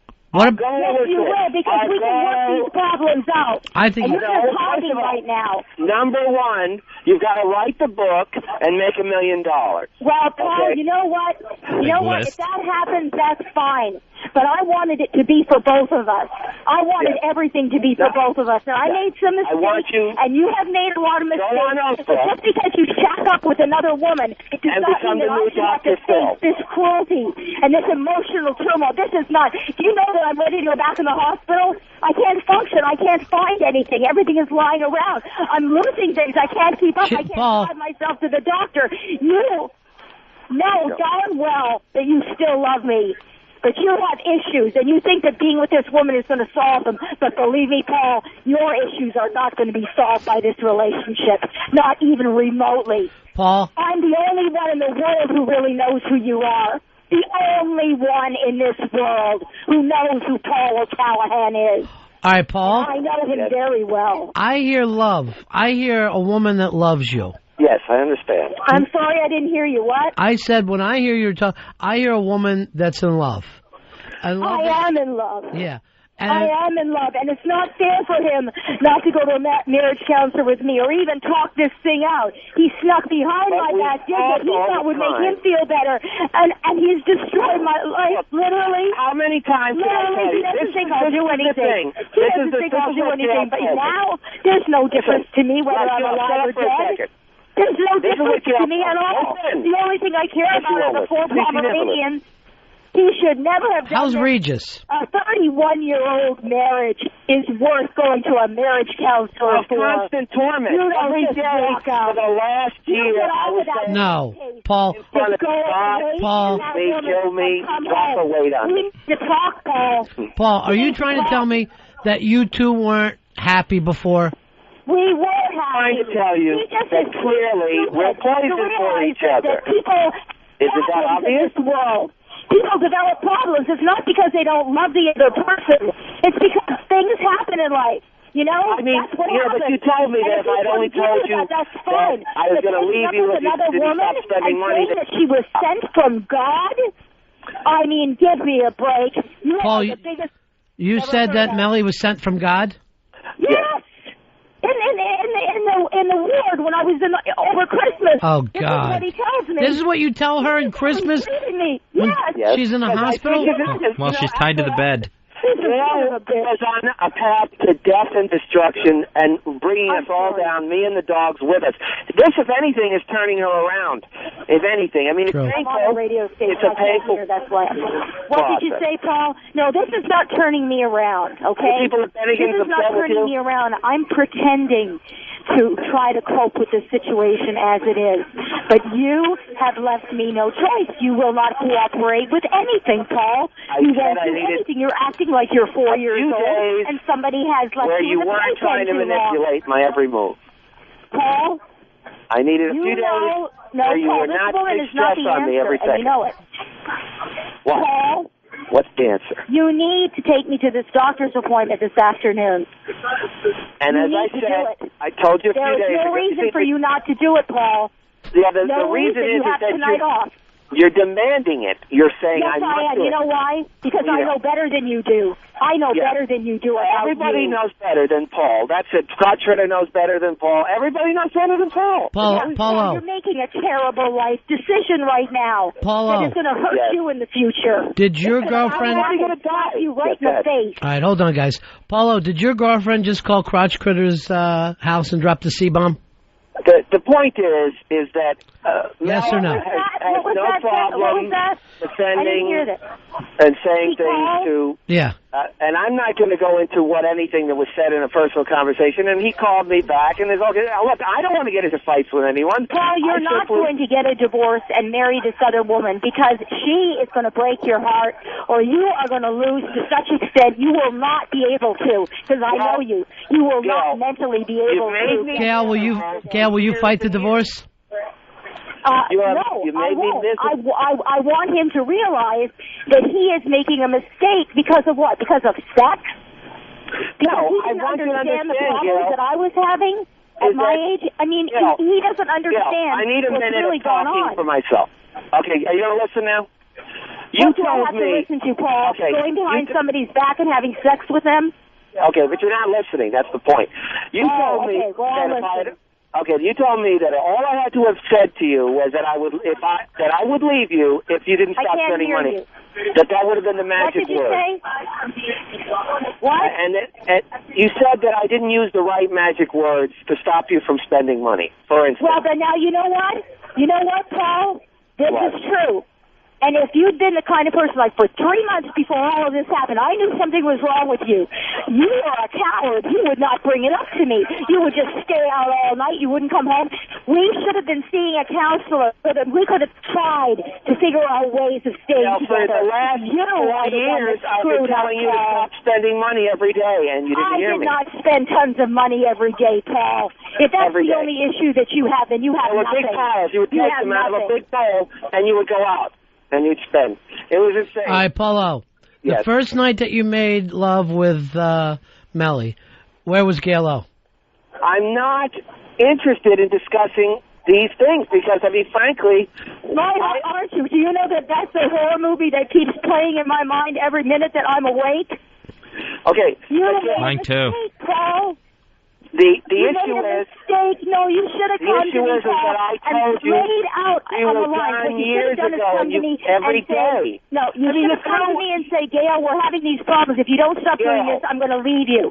But you never had the guts to say that to me. You threw a can of potatoes at my mother, and it hit the glass behind her. Huge. Oh, for God's sakes, Paul, that isn't even remotely true. The glass didn't shatter and cut her into a pile. Potatoes don't come in a can. Where are you coming up with this stuff anyway? Are you dreaming this stuff up? This is years you want me to kind of bringing to your attention the amount of times you told me. All right, hold on, Paul. Paul. He needs. How many times did he? That needs to be said. He hit me. All through our marriage, he choked me. We were fighting all along. Paul, let Gail talk. What did he used to choke you? With him. Yeah. He choked me until I couldn't see, until there were stars. I'm not, you're just lying now, and that's all you're doing. He broke the shower door. He's ruined everything in the house. He is a complete slob. He has you see, but this is the point. Right. Whenever I say anything about her, she's going to try and turn it. It's the same thing with Crotch Critter. Well, there's nothing you can say. You did the wrong thing. You don't automatically, when you're having problems, just go to another woman. If they put enough pressure on me, I'm going to crack. All right, Paul. That's why they put the pressure. Are you going to go pick her up today and take her to the doctor? She's at Bennigan's right now. What? You're at Bennigan's right now, right? I wish I was at the next table trying to enjoy a lunch. Exactly. Yeah, they'd kill me. Who are you there with, Gail? You have friends? Is there any way you can take that phone call outside? Yeah.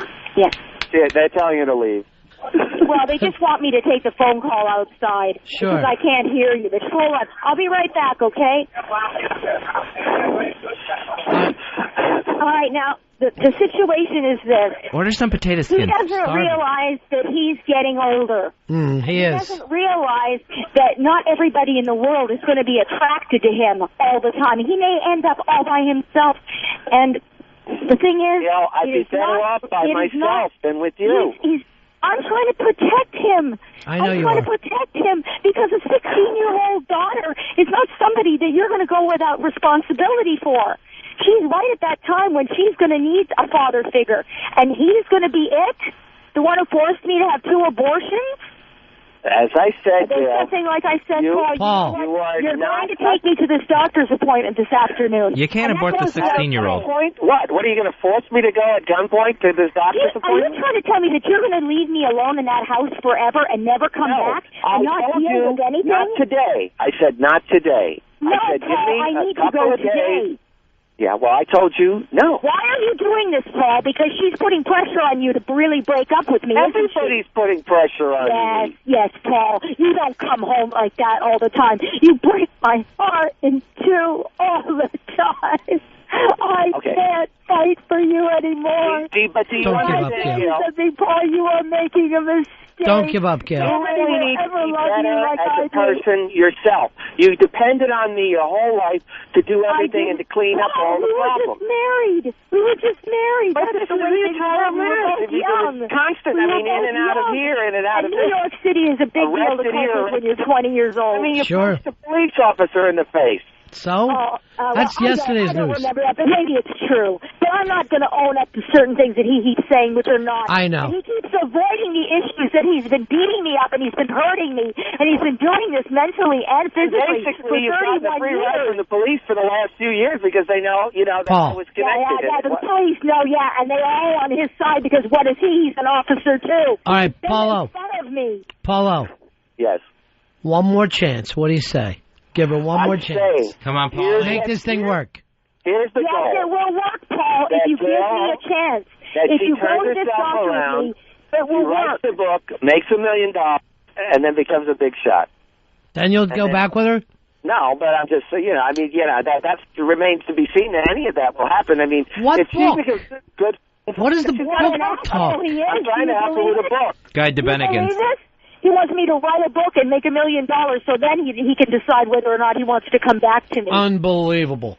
Unbelievable, cruel bastard. I'm sorry that this is just wrong. If he would just clear his mind, because he was a good Catholic, if he would just clear his mind and realize, no, you were. That's one of the reasons why I love you, because you are a good person, and I'm not trying to put you down and make you feel You took an oath, Paul. Yeah, I but you really, Paul, you are never going to find anyone in this world who loves you and cares about you as much as I do. I believe that. And if you make that mistake, Paul, you will never forgive yourself. You've got to give me a chance. I have a desire that you should become a positive person, which you haven't been for years. I need you right now to go through this with. I need you to come on and fess up that you're a man and not a 14-year-old boy having a breakup. I need you to face the situation for me and for us to work things out, and you are not facing it. I am trying everything I can to make you have a positive life. Oh, please. You don't show up for days.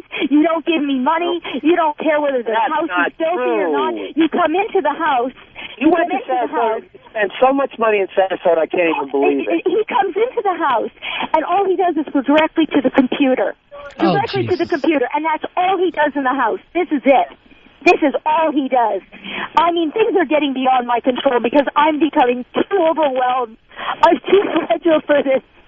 All he has to do is talk to me like a human being, and I would probably just love him even more because he had the guts to do it. Sure. For the way he has done this is so cruel. People that have heard this story don't believe she needs to go to New York Christmas. and work with Earl, and the two of them can make her, perhaps able to function in a positive manner. I think if Earl takes her under his wing and tries to train her, I think it's very possible that, she'll be... All right, Paul, you're being silly now. I'm not... All right, when are you going to come over and see her? I'm not sure if that's going to happen Answer today. the question, Paul. I don't want to see you today, Gail. I've already said that. Tomorrow? I understand that, but I had a standing doctor's appointment that I needed you to take me to, and you never once over the weekend told me that you were going to have an appointment. Hey, Gail, who got you to Bennigan's? I did tell her. What? Who took you to Bennigan's? I took a cab. I see. It was $6, but it was worth it. I was going out of my mind in the house. You drove the car, and you're going to I probably didn't be drive the drinking car, and driving. No, and you'll probably be arrested on the way home, and that'll take care of everything. I memorized the yellow cab numbers, okay? The car isn't at the house. The car isn't at the house. The car is at the house. No, it wasn't. Paul, you better get over Bennigan's. Oh, because you know what, Paul? I went out because I had to go to the bank. Sure. Because I have to pay a bill that is coming up, and I would have worked with you, and we would have gotten in such good shape. In about 6 months, we would have been first of all, I didn't ask you to pay any bills unless we agreed to you didn't give me a chance. You didn't give me a chance. You went behind my back. You lied. You cheated. You knew I'd never done anything like that. No. You knew that I would work with you no matter what I did, but you wouldn't work with me. You wouldn't work with me. You would do nothing except feel sorry for yourself and your situation and everything. Well, Paul, I understood it, and I was trying to get strong enough to start working again and get back out there. Now I couldn't work on a car if I had to. Huh? I mean, you are a cool human being, Paul, and I hope that this woman really means a lot to you because she's already had 2 husbands, right? And they made her much better. They made she made their lives perfect, and she's been sent from God to help you. You're a stupid man. He is. She's looking for somebody to help her with her 16-year-old daughter. And you're a loser, and it's going to come back to you, Paul. I swear I believe in karma, and this is going to come back to you, and when it does, everybody really know what You've already tried to kill me, Gail, about 1,000 days. You need to get away from this woman, and you need to work with me for a while, even if it's only for 2 weeks. What? If you still come up with the same situation, then fine. That seems you fair. Need to work with me. Paul, could you dedicate 2 weeks to this? To set her up on her own. I mean, it's because 14 days. She's trying to manipulate me. Now everybody's trying to manipulate me. You need to be manipulated. You're doing the wrong thing. I don't need to be manipulated. No, Paul, you don't need to be with this woman. I don't know how sensitive you were or what happened or what she did for you that was so great. I got you an idea. are still married. You are still married, bud. And you have responsibilities. It's time that you started to show up for them. I'm the one not going to a lawyer right now. I'm the one who still loves you right now and is going through unbelievable hell. You could have the guts to work with me for a few weeks to see what really comes out of the surface instead of this namby-pamby crap of yours. Okay. Assuming that's that what it is. If we're lucky, have 6 months left of life. Don't you think... you won't mind spending 2 weeks of it with me. No, don't you understand, Gail? Yes, I do understand. All these years have been torture.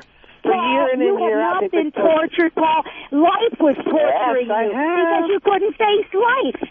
You couldn't face life. Paul, we gotta let you guys go. Are you gonna go over Bennigan's and just finish this? No, I just want Earl to talk to Gail and see if he can do something with her. He wants to what? He wants you and Earl to talk. I don't understand why. Gail, you call us if you can't find him again, okay? What did you say, honey? We're going to let you two go. But if you ever can't reach him, go ahead and call us, and we'll make sure we find him. Well, will he come home tomorrow? When will he come home? Tell her when you come. Be fine. Tomorrow. He says he'll be there tomorrow. Why in the world would he be so cruel like this? I hope you guys understand. You're not women, and I know. you don't It's understand. hard. It's hard to understand, but I see your side of it, that's for sure. Do you really think that if he was his doctor with me, I want him to commit to at least 2 weeks of this? I think because that's... I want to be sure, and I think I deserve it. I think you do, too. Polo, commit to 2 weeks with the doctor. All right. Well, obviously, I'm basically going to have a mental breakdown right now. Would you just commit to 2 weeks with the doctor? In a sanatorium, yes, that would be fine. All right, he commits. All right, 2 weeks. All right. All right. All right, what are you drinking to bed against, Scalo? I don't like it. What's Too the many drink? college students. Yeah, what's the Too many drinking? college. What are you drinking today? Diet Coke, as a matter of fact, because I know how upset I am. Sure. I keep moving from room to room and replacing the keys and then finding this piece of paper and then losing that. I mean, I thought that they didn't give me the money at the bank. You know, it was only $50 because my bank is getting really low. But I thought I had lost it, and I had just walked out to the car. Oh, jeez. And I didn't realize that it was in my purse. I couldn't find it. All right, Paul, you call her later, okay? Another thing he needs to be reminded of. Yeah, go ahead. You also need to be reminded, Paul, that you need to give me some money every week, and you're trying to get out of it every week. I do. So that's enough with you. Okay? All right, Paul. All right. Bye. I talk to you two later. Bye, Galo. Sorry. No worries. Bye. A lot of people who listen to this, please don't take drugs. She's not happy, and she's not normal anymore. She's so lonely. She's got no one left to lose. And she wants to die before Christmas. You hope to die before Christmas? I hope so. She's afraid. I'm afraid that if I die before he will, and I think what's going to happen is he won't care at all. He won't care at all if you're gone. I'm gone. I'm gone. I'm gone. She's probably going to commit suicide. Hit your lighters, You everybody. die first. I probably will. Suicide. Don't do it. Don't do it. Don't kill yourself. Kill someone else. Someone else. Gail. You're gonna have to kill Paul. You'll have to do it while he's sleeping. Bang, bang, shoot him in the head while he's laying in bed. You can blame the medicine. The biggest problem is that she doesn't understand exactly how mentally ill she is. I am not that mentally ill. I have a bipolar disorder. That's nothing. It's not. It's a bipolar on top of a schizophrenia. No, I'm not schizophrenic, Paul. I'm dual. You've heard of what I'm saying. Yes. That's it. The doctor Dual wouldn't... personality. Yeah, you don't. Taking You don't. I'm pills. not psychotic, Paul.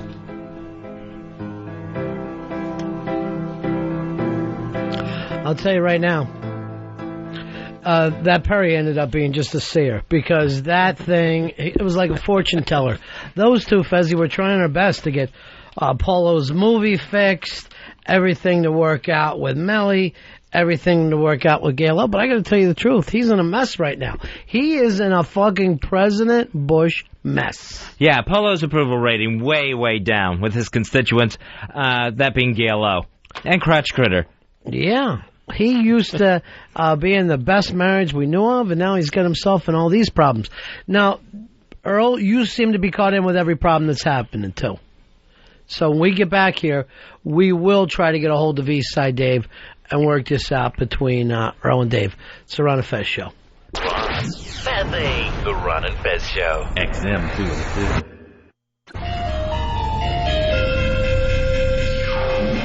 Hi, we're XM satellite radio personalities Ron and Fez. And we're super excited to announce some of the great new channels coming soon to XM. XM has something for everyone. Say, Fez, are you concerned about the bird flu? Boy, am I, Ron. But how can I stay informed? With XM's Health Watch. Will that give me all the info I need on bird flu? No, it won't, Fez, but it will give you the satisfaction of hearing sick poultry put to death.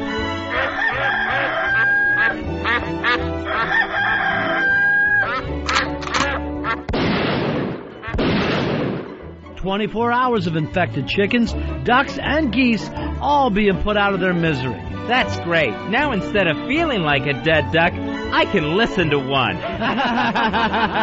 Next in time for the holidays, it's the XM Family Channel. That sounds festive. Did I mention that it's XM's dysfunctional family channel? You'll feel like you're home for the holidays with the sounds of an estranged family suffering through a tense meal.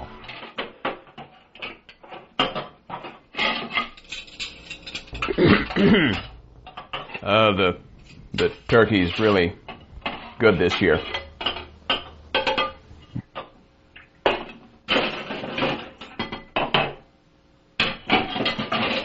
Yeah, it's great.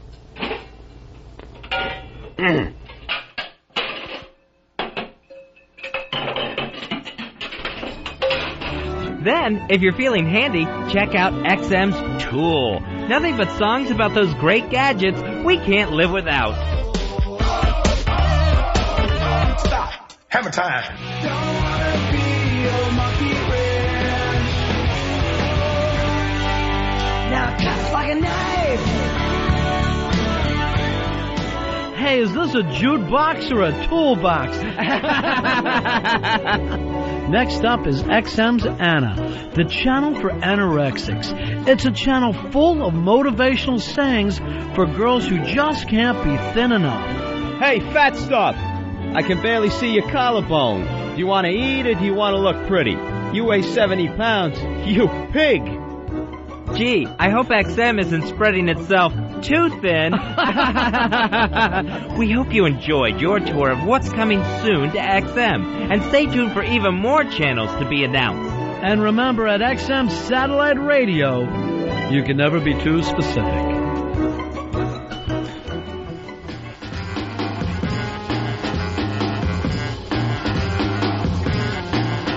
Ron and Fez show.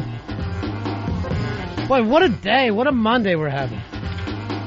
Everything's crazy today. Polo's movie Gap has been lost after raw footage of it was supposed to be delivered here and signed for. Now that's missing. And Gail O, his wife, is just beyond nuts even for herself. And, let's put that aside. Let's look in-house. For some reason now, Earl is fighting both with the Midnight Rider and Dave. Yeah, we definitely, more with Dave, because Dave has asked me to admit the things that I've never done. And today, did you ask for me to bring Dave back to the show? Yes, I did. And what happened when I called Dave? He threw me under the freaking bus again, like he always does. Then why did you want him back? Because I was trying to be a bigger guy. I was trying to look past all of that, and then he just turned around and threw me right completely under the bus all over again. Now, you again. still work with him at night. How's that going? Be honest. It's going okay. It's actually going okay. Now, why? You know that I need some consistency in my life. No, but save for the fact that, again, he'll throw me under the bus at every given chance. Give him a letter grade how he's doing as your producer. I would say C. Will you say that to Wiki during the February 7th meeting where a C is not enough for the show? It's not an average show. We can't have average producers. What letter grade would you give yourself? Honestly, I would give myself a C. Really? Yeah. So we got two average producers. Yeah, I will totally admit, I slipped this last year a lot. We cannot. So you should not get a raise, you're saying, when Wiki comes in. I don't know about the raise part, but... You said you slipped. Yes, I have slipped, but... So why would you give a guy who's slipped a raise? Well, I gotta eat, don't I? I have no idea. Why should that be XM things? They're paying for a product, right? Yes. Are you delivering the product? At the moment, no, I'm not. But you're saying that you're not delivering the product, but they should pay more. Just a little bit more. Not a big, I'm not asking for a big whopping raise, but just a small. Does this take balls, Fezzy? Normally you would come in and say, I worked real hard, I'd like a raise. That's usually how these reviews go. Not like in the real world. I'm hungry, I gotta eat more. Eastside Dave, let me talk to my other C-level guy. Hi, Ron. Yeah, Ron, is it possible for someone to give a grade lower than an F? Like no. H? Like an H? Because that's No. what Earl gets in my eyes. I would accept F or incomplete, and he can make it up later. Fine, I for Earl Douglas. That's what he gets. And by the way, you know, I totally identify with Gail because I had someone who lied to me, who I cared about, who I thought was close, and his name is Earl Douglas. You are such a liar. You are, Earl. How am I a liar, Dave? You just told Ron that you want me back. I'm on the phone, and I don't like him. Well, that's fucking schizophrenic. It is schizophrenic. No, it's not schizophrenic. You know, I was willing to be a bigger guy and let this all go, and in the first chance you get, you're trashing me. What kind of gratitude is that? I'm not trashing anyone. I'm pointing out the truth, and you just deny and deny it. Ron, I've learned the ED in his name stands for expect denials. Because that's what Earl Douglas is. He's a denier and a liar and a manipulator. Earl thinks that he should get a raise for losing Gap and saving the show that problem. That's going to be hard to explain to Don Wiki Wicklin on the 7th. I'm sorry, Ron, the phone wasn't good. Did you say he expects a raise for taking a nap? Oh, good one. Because that's what it sounds. That would be more accurate. Let me just leave it at that. Oh, I'm sleeping on the job now. When I was there, you were. When I was there. Dave? Yeah. Since we cannot expect to bring you back, there's too many problems, we may have to look to replacing you at nights with the Midnight Rider. That's ridiculous. Because I got to have consistency. That guy, the writer is a sham, first of all. He's just yelling. He wears a mask because he doesn't want people to see his identity. He's almost as bad as Earl. And why he's become Earl's boy, Earl's dog, is beyond me. And I'm going to tell you why I think he wears a mask like that. I think it's Anson Williams. If I had to guess, I think it's Anson Williams under there. Why would Anson Williams hide his face? Exactly. Why?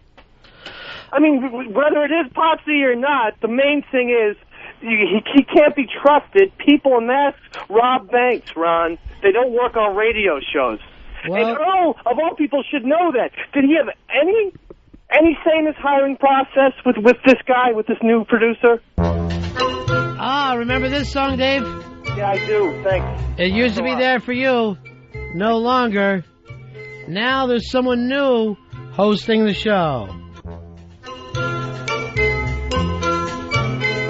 Razzle Dazzle. It's Board Gossip with Eastside Dave. Well, Frenchie. That's a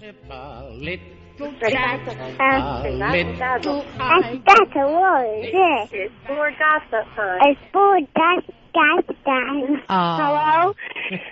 Hi, guys. Frenchie, is that your little daughter? Yes, it sure is. It's little Frenchie. Little Frenchie. Yeah, she was trying to practice all morning for you guys. She did fantastic. Tell her we're very happy with her. Nice. It's board gossip time.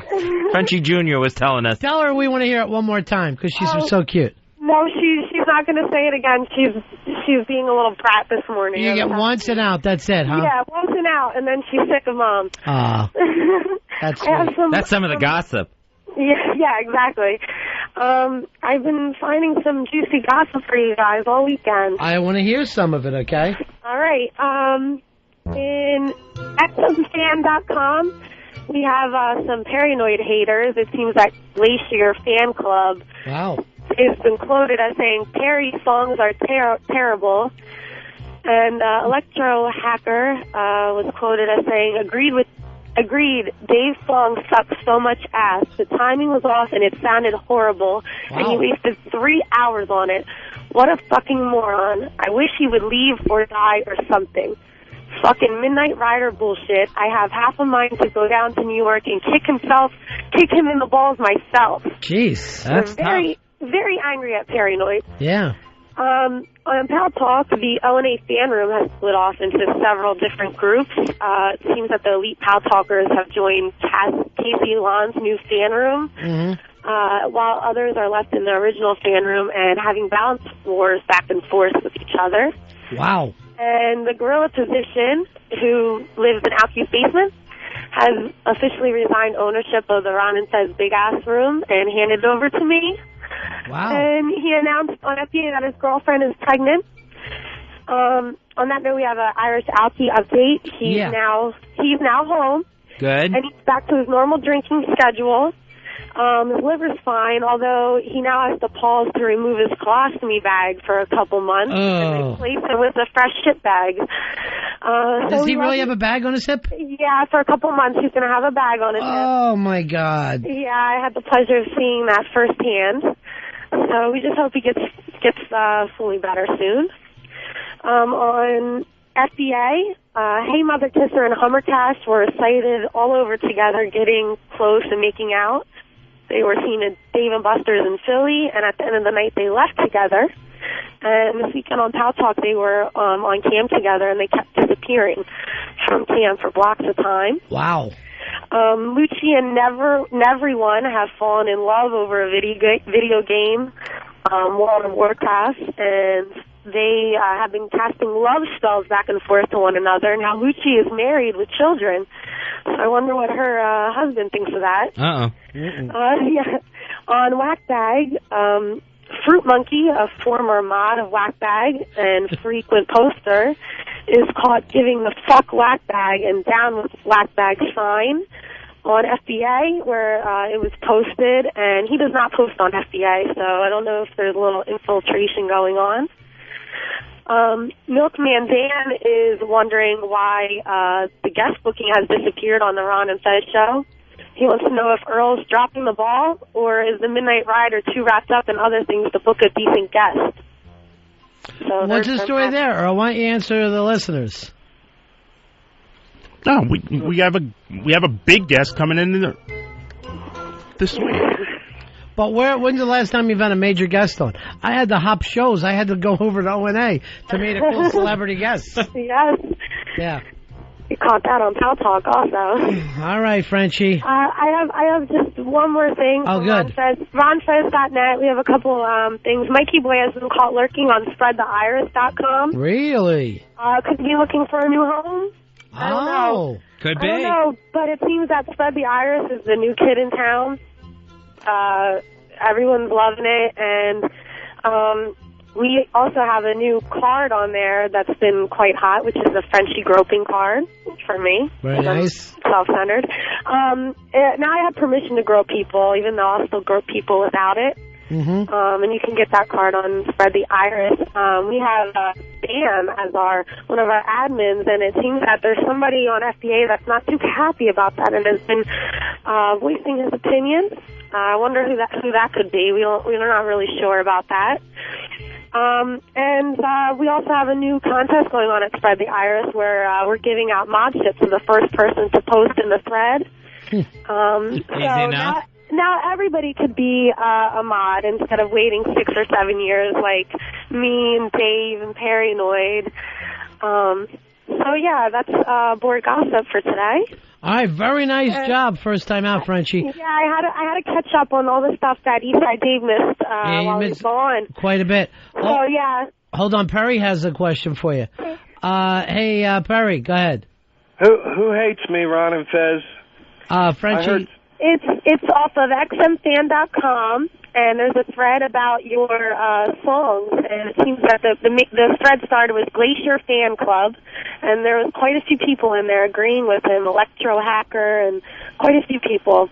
They're all fags, and let me tell you something. Anybody that hates Paranoid in 2007 is simply jealous. I'm tired of the hate. Yes, so all you fuckers can keep on hating. I'm going to keep doing the best shit I've ever done, so keep fucking hating me, you fucking jealous bitches. All right. You got a new song coming up today, right? Yeah, Ron and Fez, I sent a little something in about Paul Lowe and the Lost movie, so hopefully we can get that on. So you wrote a song during the show today. That's timely. That's right. That's how great I am. All right, thanks a lot, Perry. We'll have that on in just a couple of minutes. Here's Dugout Doug. Hey, Doug, you're on the air. How you doing, buddy? Hey, Ron, I actually have a last tidbit of board gossip. It's late breaking. Oh. I want to thank Frenchie for uniting three of the boards out there. That's ronfez.net, whackbag.com, and fullblownaids.com. Because all three, for the very first time, agree. We need to get Dave back for the board gossip segment. Wow. Yeah, I bet Doug wasn't too happy with my stupidity line. So I came up with a great idea for it. We could do a power hour. Eastside Dave versus the Midnight Rider, mask versus career. All right, not a bad idea. All right, thanks, Doug. Great idea. All right, Frenchie, nice job, honey. All right, guys, I love you. Talk to you next week. Out again. Thanks. All right, bye-bye. Bye, Frenchie. Oh, I guess Frenchie Jr. doesn't do an out-cue. Razzle Dazzle. It's Board Gossip with Eastside Dave. A little gossip, a little chat, a little idle talk of this and that. I'll tell him. Frenchie bringing in plenty of items today to Board Gossip. Yeah, there's quite a few of them out there, although some of the boards not happy, I guess. Adam, you're on Ron and Fez. Hey, buddies. Yeah. Hey, with the sad news of Barbara Earl passing today, I thought the show could honor him by euthanizing Earl live on the air. Earl, do you think it's time for us to put you down? Put you out of your misery? Not a horse, and I'm not getting put down anywhere. Do you have a broken horse shin? Is there something? Because you can't walk with those legs of yours. My legs are fine, and I'm not getting put down at all. I'm not a. Is there anything on the planet, any animal as fragile as a fucking horse? I think a butterfly could last longer than a horse. For as big and strong as a horse is, if it, snaps a hoof or something, that is just it. There is no, it just can't exist. It's like pulling the lungs out of the thing.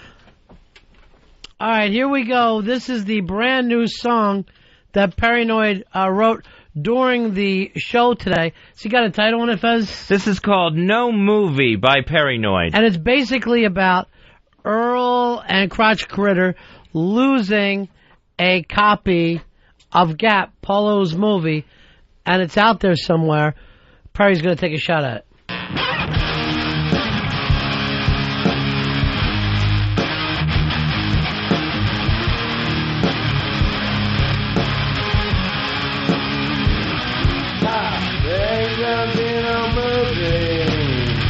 Crotch Critter sent out the clip. Ain't gonna be no movie. Crotch Critter sent out all the fucking clips, yeah. Paulo made a movie. Gat. Paulo made a movie. Thanks to Crotch Critter, the movie has been leaked. Thanks to Crotch Critter, the movie has been leaked.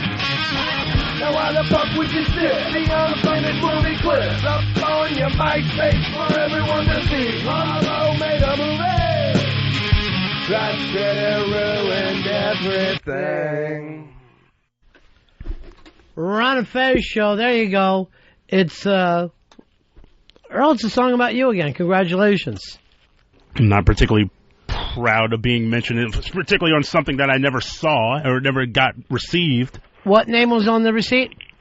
He's claiming my name is on it. I have zero recollection of signing it or even seeing it. Stryker, you're on Ron and Fez. Yeah, hey, buddies. Hey, I got a little board gossip that was missed. Midnight Rider was seen doing things on Pal Talk that's no-no. Like what? He was in a jacker room. He was in a what? A jacker room.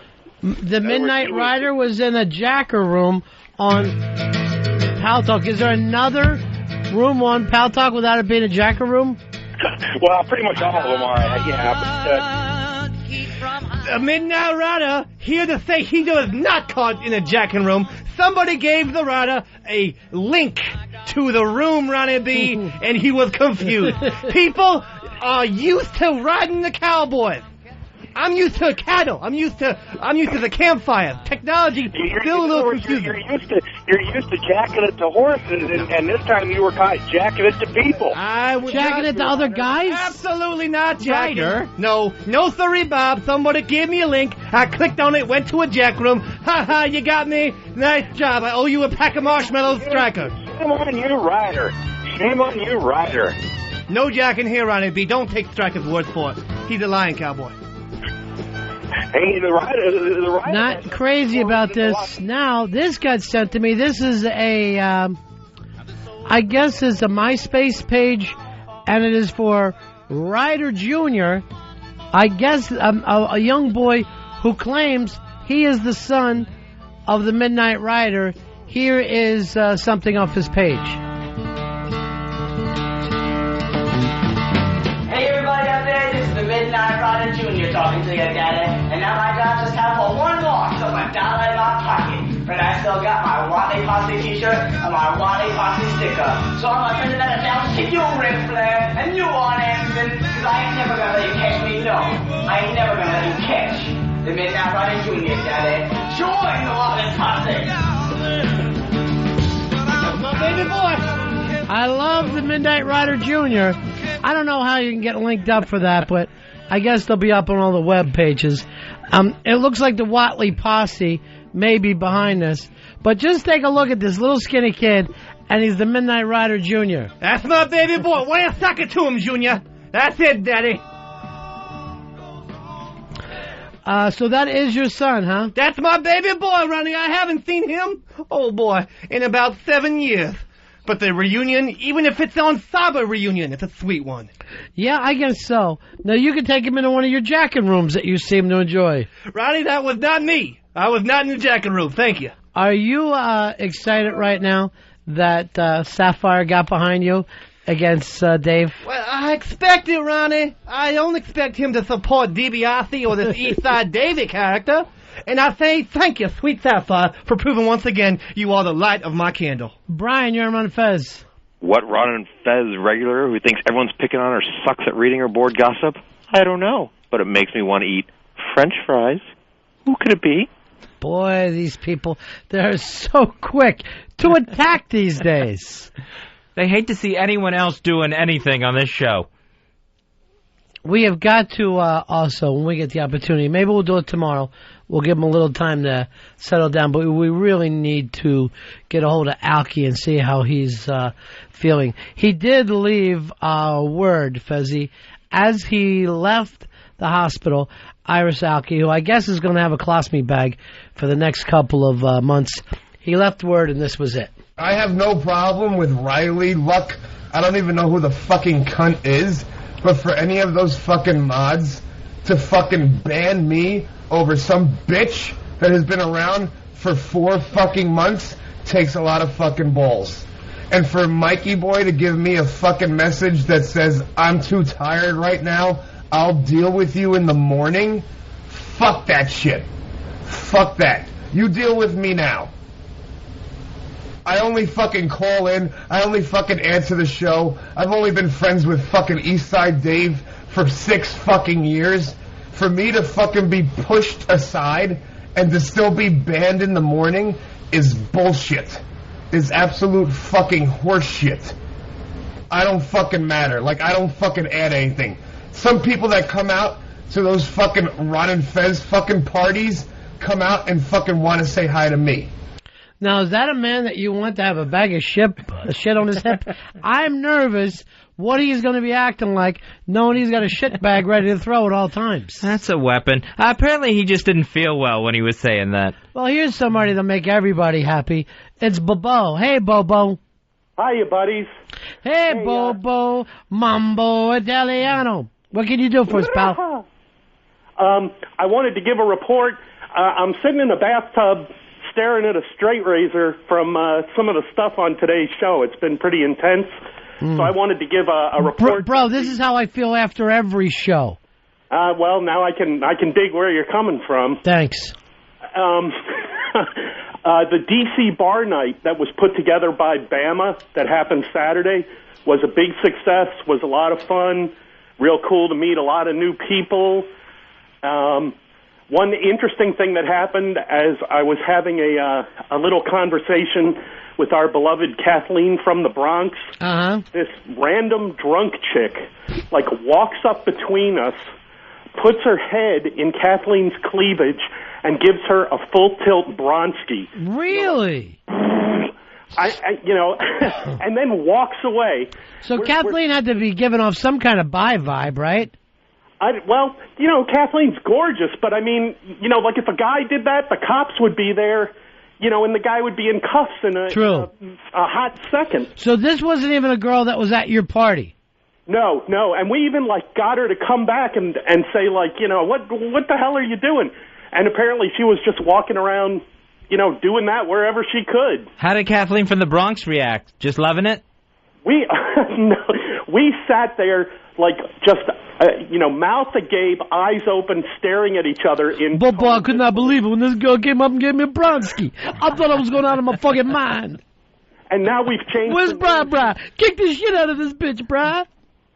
So now she's officially Kathleen from the Bronski. Good one. Nice line. Thank you. All right, Bobo. Okay, love you guys. All right. Take care. Don't hurt yourself. Tony, you're on Ron and Fez. How you doing, Ron? I want to ask Fez, how do you snap a hoof? Fez? Yeah, what can we do for you? How do you snap a hoof, he says? I guess you would break it. If you're a horse and you snap your hoof breaks. No, he broke his leg. Your hoof's a foot. A hoof, a paw. A hoof, it's a sin. I gotta get the big knife and cut it off. You can't just leave it there, Daddy. Drew, you're on Ron and Fez. Yeah, just a quick comment about Big Earl. I think he's having a fabulous year this year, and I think we should also have Dave back, for sure. Other than, a jelly jar, and keep the jelly jar and maybe the blow-up dolls out of the scene. All right, there's Canada pulling very, very hard for Dave. Ryder, what did you think of the job that Frenchie did for us, replacing Dave on board Gossip? Well, I wasn't so familiar with Eastside David's Gossip Report, but this one sounded adequate at best, is what I'd say. On a letter grade, B+. Now, adequate is about 10 times better than anything that Dave ever did for us. Yeah, that sounds about right, too, Ronnie. The one thing I noticed, no Happy Typing Girl. There was no mention of Happy Typing Girl at all. Andrew, you're on Ron and Fez. Buddies. Yeah. I'm thinking about Kenny Allen to take over for the Gossip Report. They never forget Kenny Allen. Never forget him. I would say bring him in, maybe even producing duties, daytime and nighttime for you boys. He's got to be a young man now. Maybe he's ready to go. I would think. We'd probably still have to follow all his rules, though. Well, he is the one who says things, and no one can ever forget that. Apparently he's in charge. Yeah. Scott, you're on Ron and Fez. Hey, how you doing? Good. I got a question for the writer here. Yeah. If he got caught jacking to a bunch of guys there, does that mean he was in Brokeback Mountain and that's who he is? Brokeback Mountain, is that you, writer? That's not me, Ronnie B. Again, the link was confusing. I clicked on it, and it got me to some strange room. A room the writer never goes to. A room without flowers, without daisies. A room without sunshine. For in that room there was lots of men sitting naked below the waist, Daddy. And it scared the writer. It scared me. Scared you so bad you started to come. That didn't happen, Ronnie. What did happen, on the other hand, was it took a few moments to soak in where I was. Ew, soak in? And then it dries into potato flakes. I don't think we're thinking about the same thing. Same thing? THs. So after I know, Porky. After I soaked it in, I went away. Back into the Ron and Fez big-ass room. Where I stayed for the rest of the night. All right, Ryder. Hey, Dave, you're on Ron and Fez. Hey, boys, even though Eastside Dave, even though he is a redheaded bastard, turned his back on the city of Chicago, about a month ago, we still like him a lot better than this fucking Midnight Rider. Yeah, he needs to ride off in the sunset. All right, Chicago Dave, focus on the Super Bowl. I don't want you thinking about anything else but Super Bowl. The Bears. What's your prediction right now? Oh, hell, 27-14 Bears. 27-14. The Bears. Bears. Chris, you're on Ron and Fez. Hey, guys. I think it was Brewster's Million that just checked none of the above. Yeah. Can we just check none of the above and get them all off of there? It may have to get rid of Earl, the Rider, and Dave. Clean the whole house. I wish you wouldn't do that, Ron. That's the end of my show. Donk. Soon it'll be filled with parking cars. I watched it for a little while. I love to watch things on TV. Satellite of love. Satellite of love. Satellite of love. Satellite of. I've been told that you've been bold with Harry, Mark, and John. Monday and Tuesday, Wednesday to Thursday with Harry, Mark, and John. Satellites gone up to the skies. Things like that drive me out of my mind. I watched it for a little while. I love to watch things on TV. Satellite of love. Satellite of love. Satellite of love. Satellite of.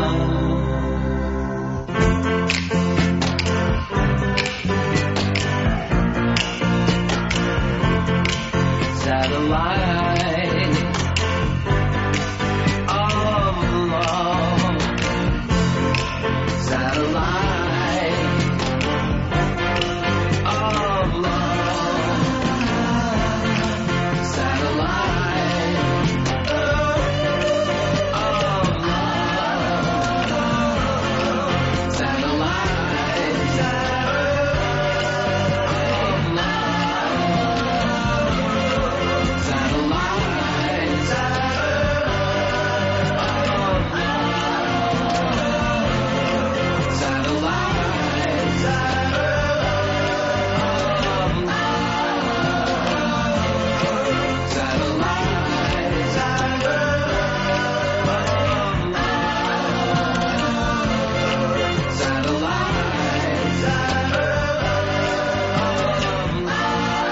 Ron Bennington, Fez Watley, The Ron and Fez Show. XM 202.